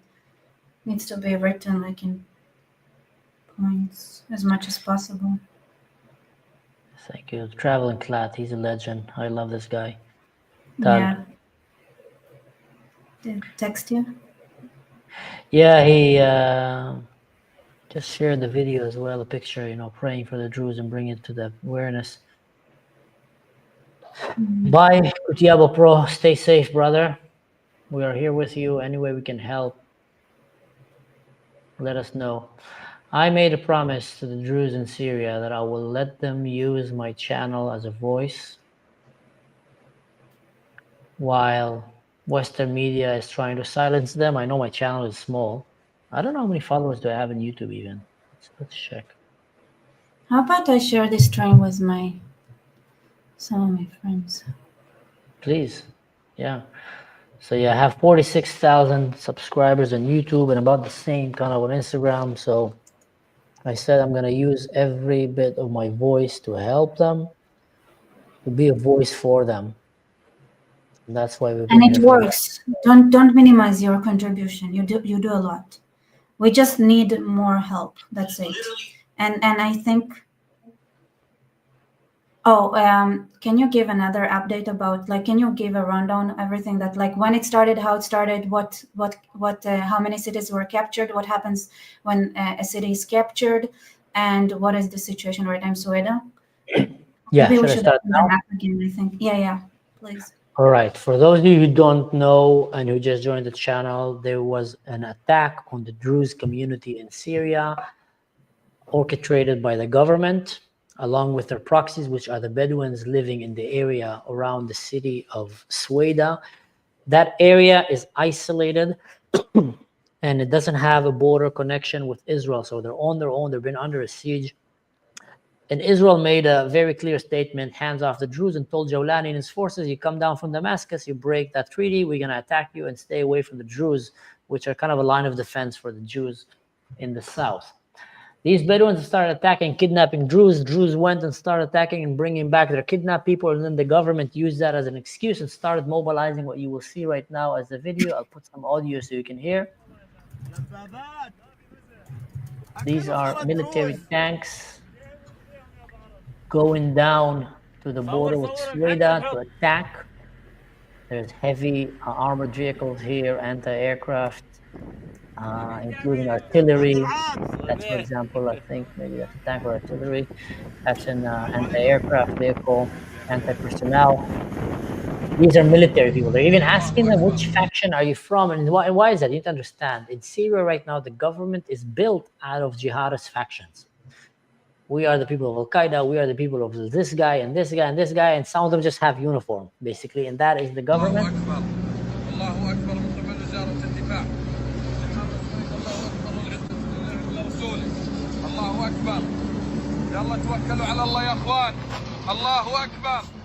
I can't believe Wynet is saying that. If Wynet is saying that, like a bunch of liars. I'm talking to the Druze people there. It's a very different story. Here, there is one more optimistic message from Mira, who I think she's a Druze, Lebanese Druze. Where is that? What's her name? Mira, I'll send it to you one sec. Is she here? Is she here in the chat, or where is she? No, she's on X. Actually, you want to? I don't know if she can. Or she's from Lebanon. I don't think she can talk to us directly. So I'll keep updating. So meanwhile, while the Druze are on the mountains there, the jihadists started attacking with these, jihadists and proxies, the villages around. So the Druze were forced to go out of the mountain to defend them, but then they got exposed and they got in the open, and they started getting killed. And they had to think, like, are we going to fight to save these villagers, or are we going to kill them the way, or are we going to go back? And they kept going, trying to save them. Israel came and attacked with a few fighter airplanes, apparently, and took down some of these tanks. But that was not enough to stop them, and they took down already 3 Druze towns have fallen to the hands of the jihadists. That's a picture of a armored jihadist vehicle that was taken down by the Druze forces when they were rescuing their hostages and kidnapped people and bringing them back. And my relatives, I'm getting reports from my friends and sources and relatives in Syria, people that I've never met in person, most of them.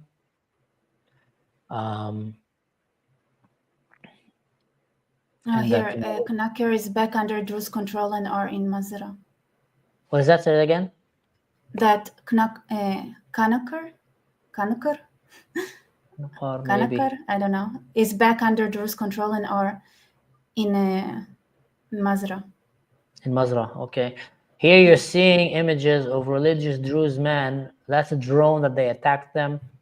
These are an image of religious Druze, men who went to fight and captured some of these foreigner fighters and military people in Syria, some Chechens, some Orgs that came and they disarmed them.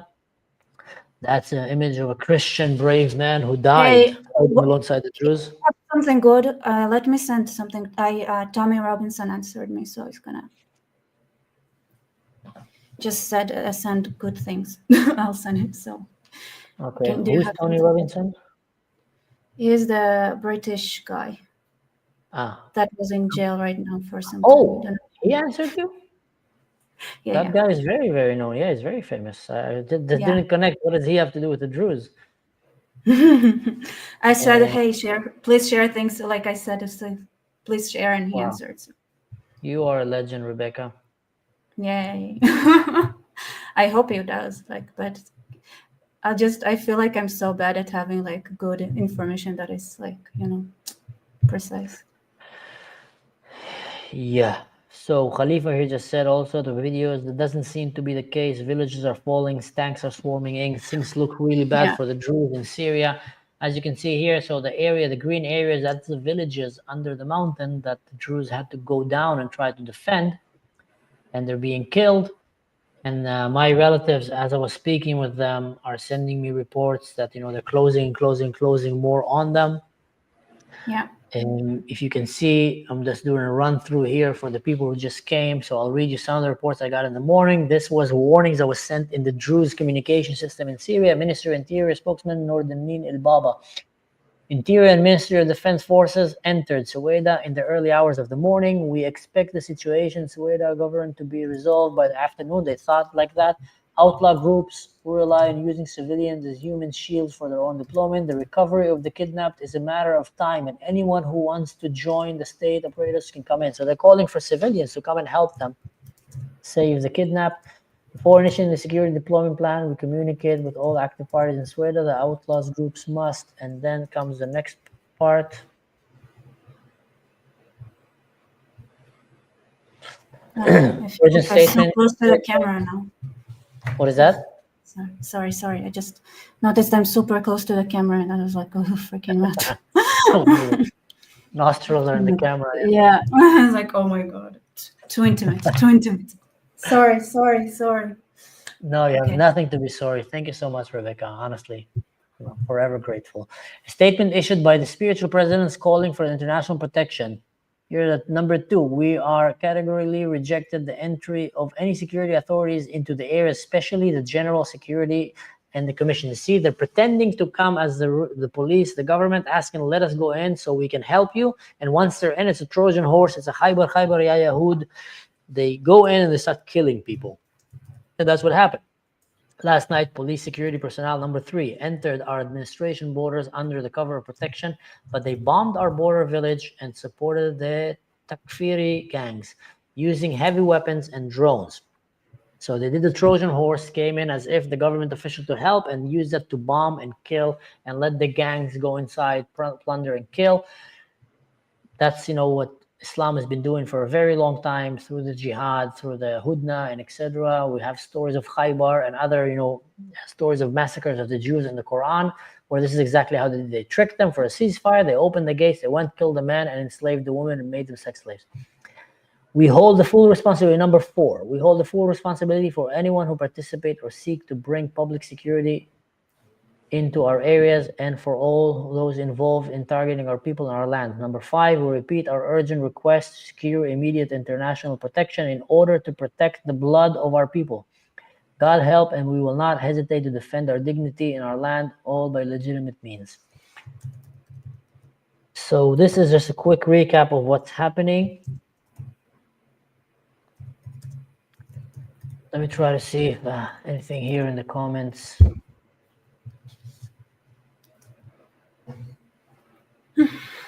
Yeah, the Chechens there for sure are working with the governments. The government of Syria even made an announcement not long ago. And they came and said they're asking for some kind of international support to give foreigner fighters that came to help them, the citizenship status of being actually real Syrians. So it's actually legal to have them go and kill their own citizens, because then it can go under the government. Yes, I'll send you in a second, Rebecca. And what happened is that they basically gave them the permission, and then they allow them to go and keep fighting and doing what they're doing. Have I spoken to my connections there? Yeah, I'm speaking to them. I'm going to try to send them another message to see if I can get some kind of more information from them.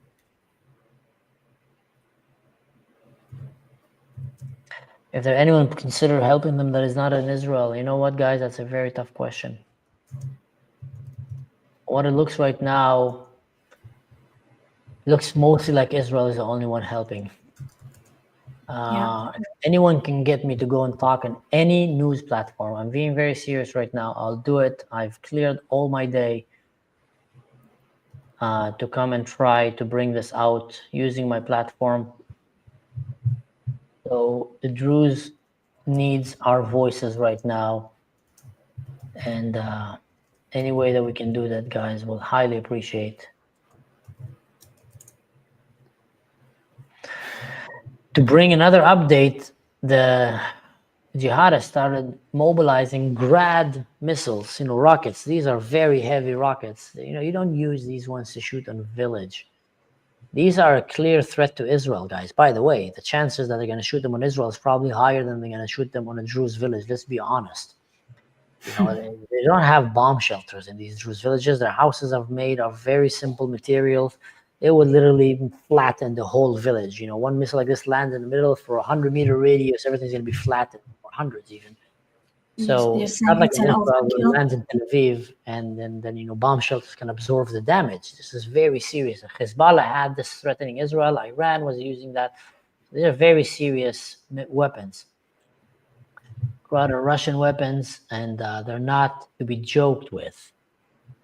So these are, images that I've been receiving from my contacts, and telling me, here you can see they're driving down with these Katyushas and these pickup trucks, Toyotas, ready to go and just slaughter civilians, slaughter innocent people. That is what's happening. The terrorists now controlling Al-Mazrah town. We need urgent intervention now. That's what they're sending. So, guys, I'm going to try to send... What is that? Can you send me those things? I'll send you right now. Yeah, perfect. I want to share it. Where is the vice guard, really? Come on, I talked to Stefan already. Why are they so slow? Here, look, those things take time. You need to write it properly. You need to, make sure you're not making stuff up. It's time. Oof.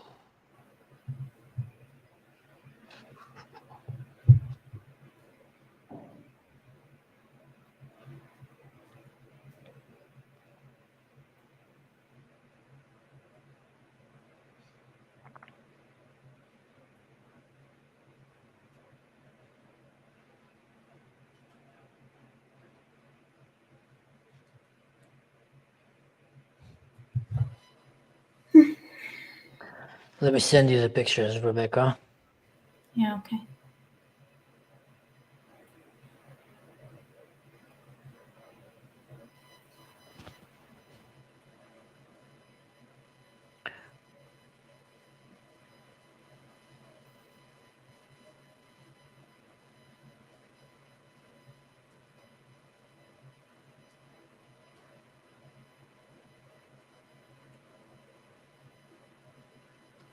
Let me go through the chat since you're doing something else right now. Wonder if people are saying. Yeah. Here, I'll put this video on audio so they can hear it.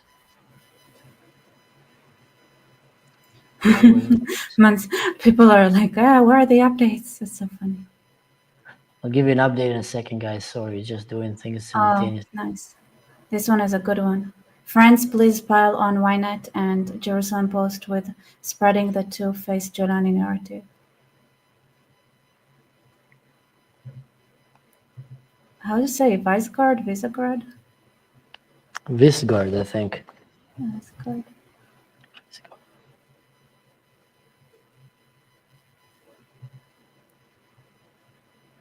I'm just, waiting. Here, I sent you. Awesome. Just, make sure that you look at them, double check them, see that there's no any. I checked them already, but do a double check to see that there's nothing that can put people in harm's way.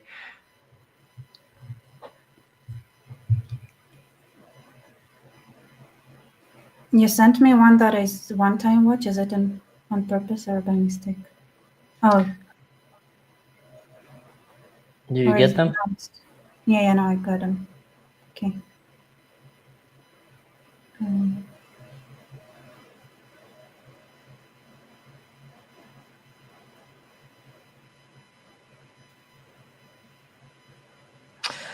From the Jerusalem Post, U.S. Republicans in Israel are urging the Trump administration to respond to threats facing Syrian Jews, stressing the need to protect them as they are allies of Israel and the U.S.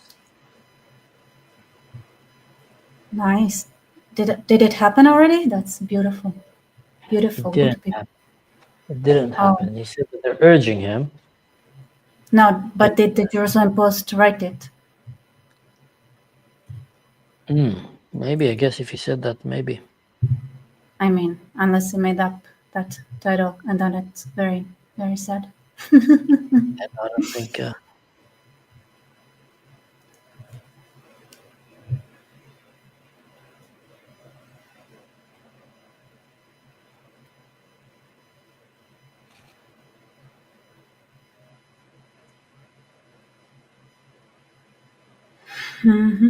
Fun stuff, amazing stuff.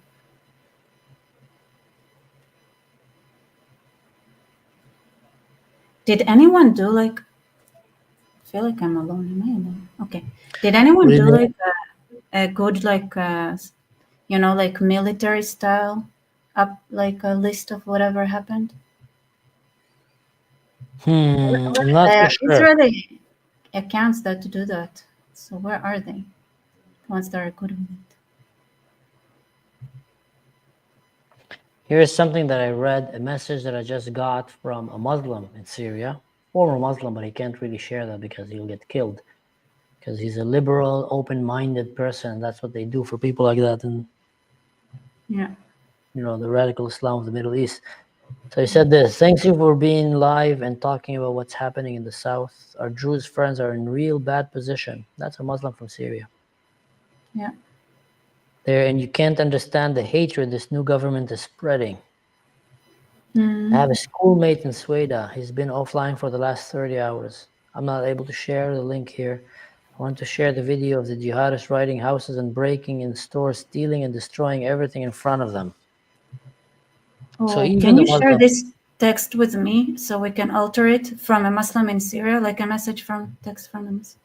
Without the photo. Yeah, I will take away the identification. I'll share that with you so you can help amplify this voice. But yeah, there you go. Thanks.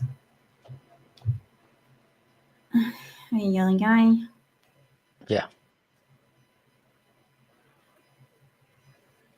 As we say. Let me see if there's any. We're gonna close to we're gonna get close to wrapping up this episode, guys, and maybe I'll come back later because I need to go and pick my kid and make him dinner, and then I'll jump again and give you another update. Meanwhile, let me just read the comments here, see if there's anything Ainora, thank you so much. If you get something, send me. I haven't received yet from you, but once you get something, please send me because I can't see his contact. But thank you so much, Ainora. You're a legend for standing here, standing with us. Mansur, take my comment. What is your comment? Rebecca, get to Arif, Moses, and Israel girl. Also, you can contact them right now. I talked to Arif, but I didn't talk to Revital yet, so I talked to her. Who's Arif? He is an ex-Muslim from India. Has a big channel.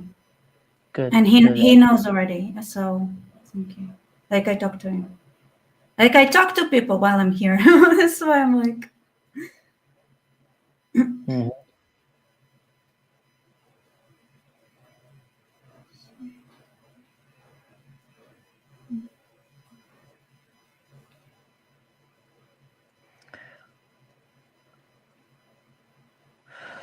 Want live updates? Yeah, you've been getting live updates, guys, for the last 4 hours. I'm just getting my throat is thirsty.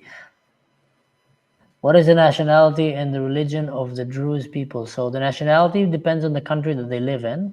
They live in Syria, they're Syrians. They live in Israel, they're Israelis. Lebanon, Lebanese. They're loyal to the land, they're loyal to the ground.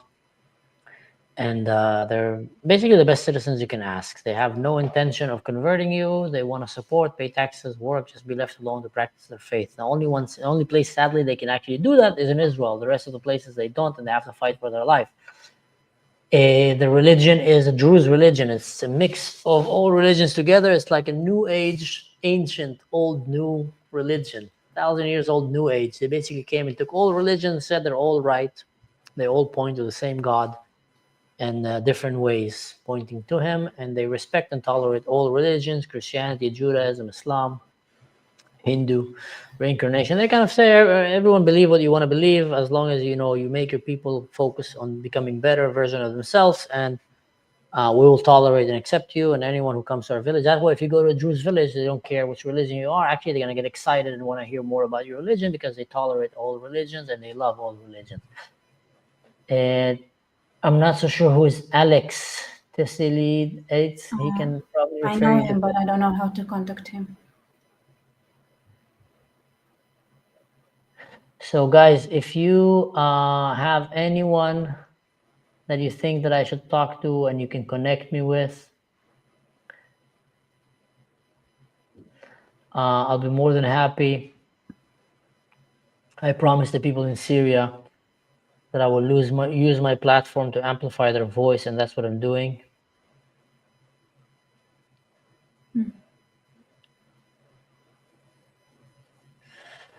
Oh, dang it. I forgot to tell the person picking up my kid that I locked his bike with my chain. Parents' problems.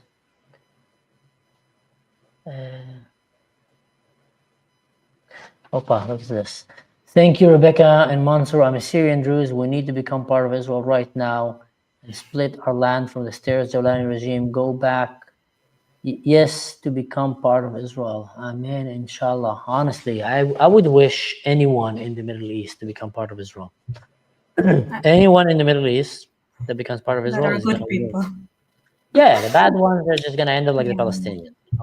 But anyone who is really good and wants peace is going to flourish, is going to have democracy, freedom of right, freedom of religion, opportunity to study, to create his own business, to become prosperous, to support his children, safety, security, medicine, social insurance, stuff like that. If you talk to many of the Arabs, they won't talk to you about big stuff like, political. They'll tell you social insurance, medical care.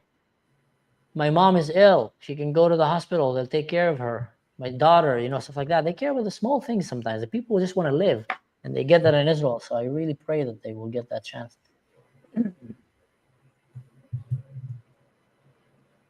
For those who don't know, also the Druze are the children of Jethro. They see themselves as descended directly from Jethro, the father-in-law of Moses. Moshe, the father of Zipporah. Moses married Jethro, was one of the ones that helped Moses to train him how to lead a nation. He taught him how to be a shepherd and how to be a leader. And later on, he went back and asked, let my people go. So the Druze see themselves connected to the Jews from ancient days already.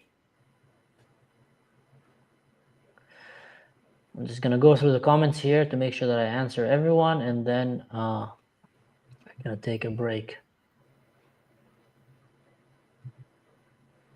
Someone think that Shauna is the Mossad? Oh, well, okay. No, Shana is my love. Yeah, I know. She's much more badass than the Mossad, guys. You don't underestimate. Yeah, the Shana. Mossad is overestimated. Yeah. They go to Shana to train before they Exactly. do big operations. Well, I believe refused to be a stream with Armin. No. So I did not refuse to do a stream with Armin, by the way. He scheduled an podcast with me way back. I'm going to give you an update right now. And then you fell asleep. I know this story. I've been there. Yeah, I fell asleep with my kid. I put my kid to bed, fell asleep. I didn't wake up. And since then, I've been trying to reach him and tell him that, nothing personal, but he didn't. Wait, did it really? Yeah. I sent him a message. Again? No, not again. Not again. One time. Happened one time. Wait a minute. What happened with me? With you also. Right. Yes, you also fell asleep with your kid. Oh, I was Guys, just joking. Yeah, again. And I was like, did you fall asleep again? Yes.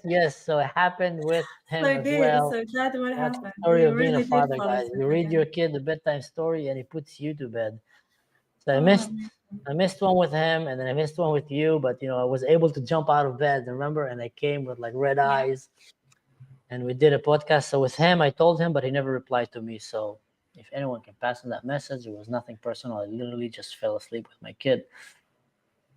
Okay, here's an update that I got from my relatives in Syria. Our men are collapsing from lack of ammunition. The huge numbers we are fighting with must be intervened immediately. Yeah.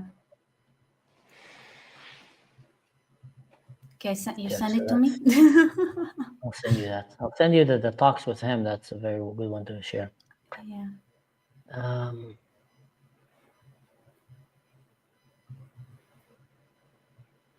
Insanity. Okay, I think we should also rest. I agree with that notion. Yes. Just making sure that I see all the comments.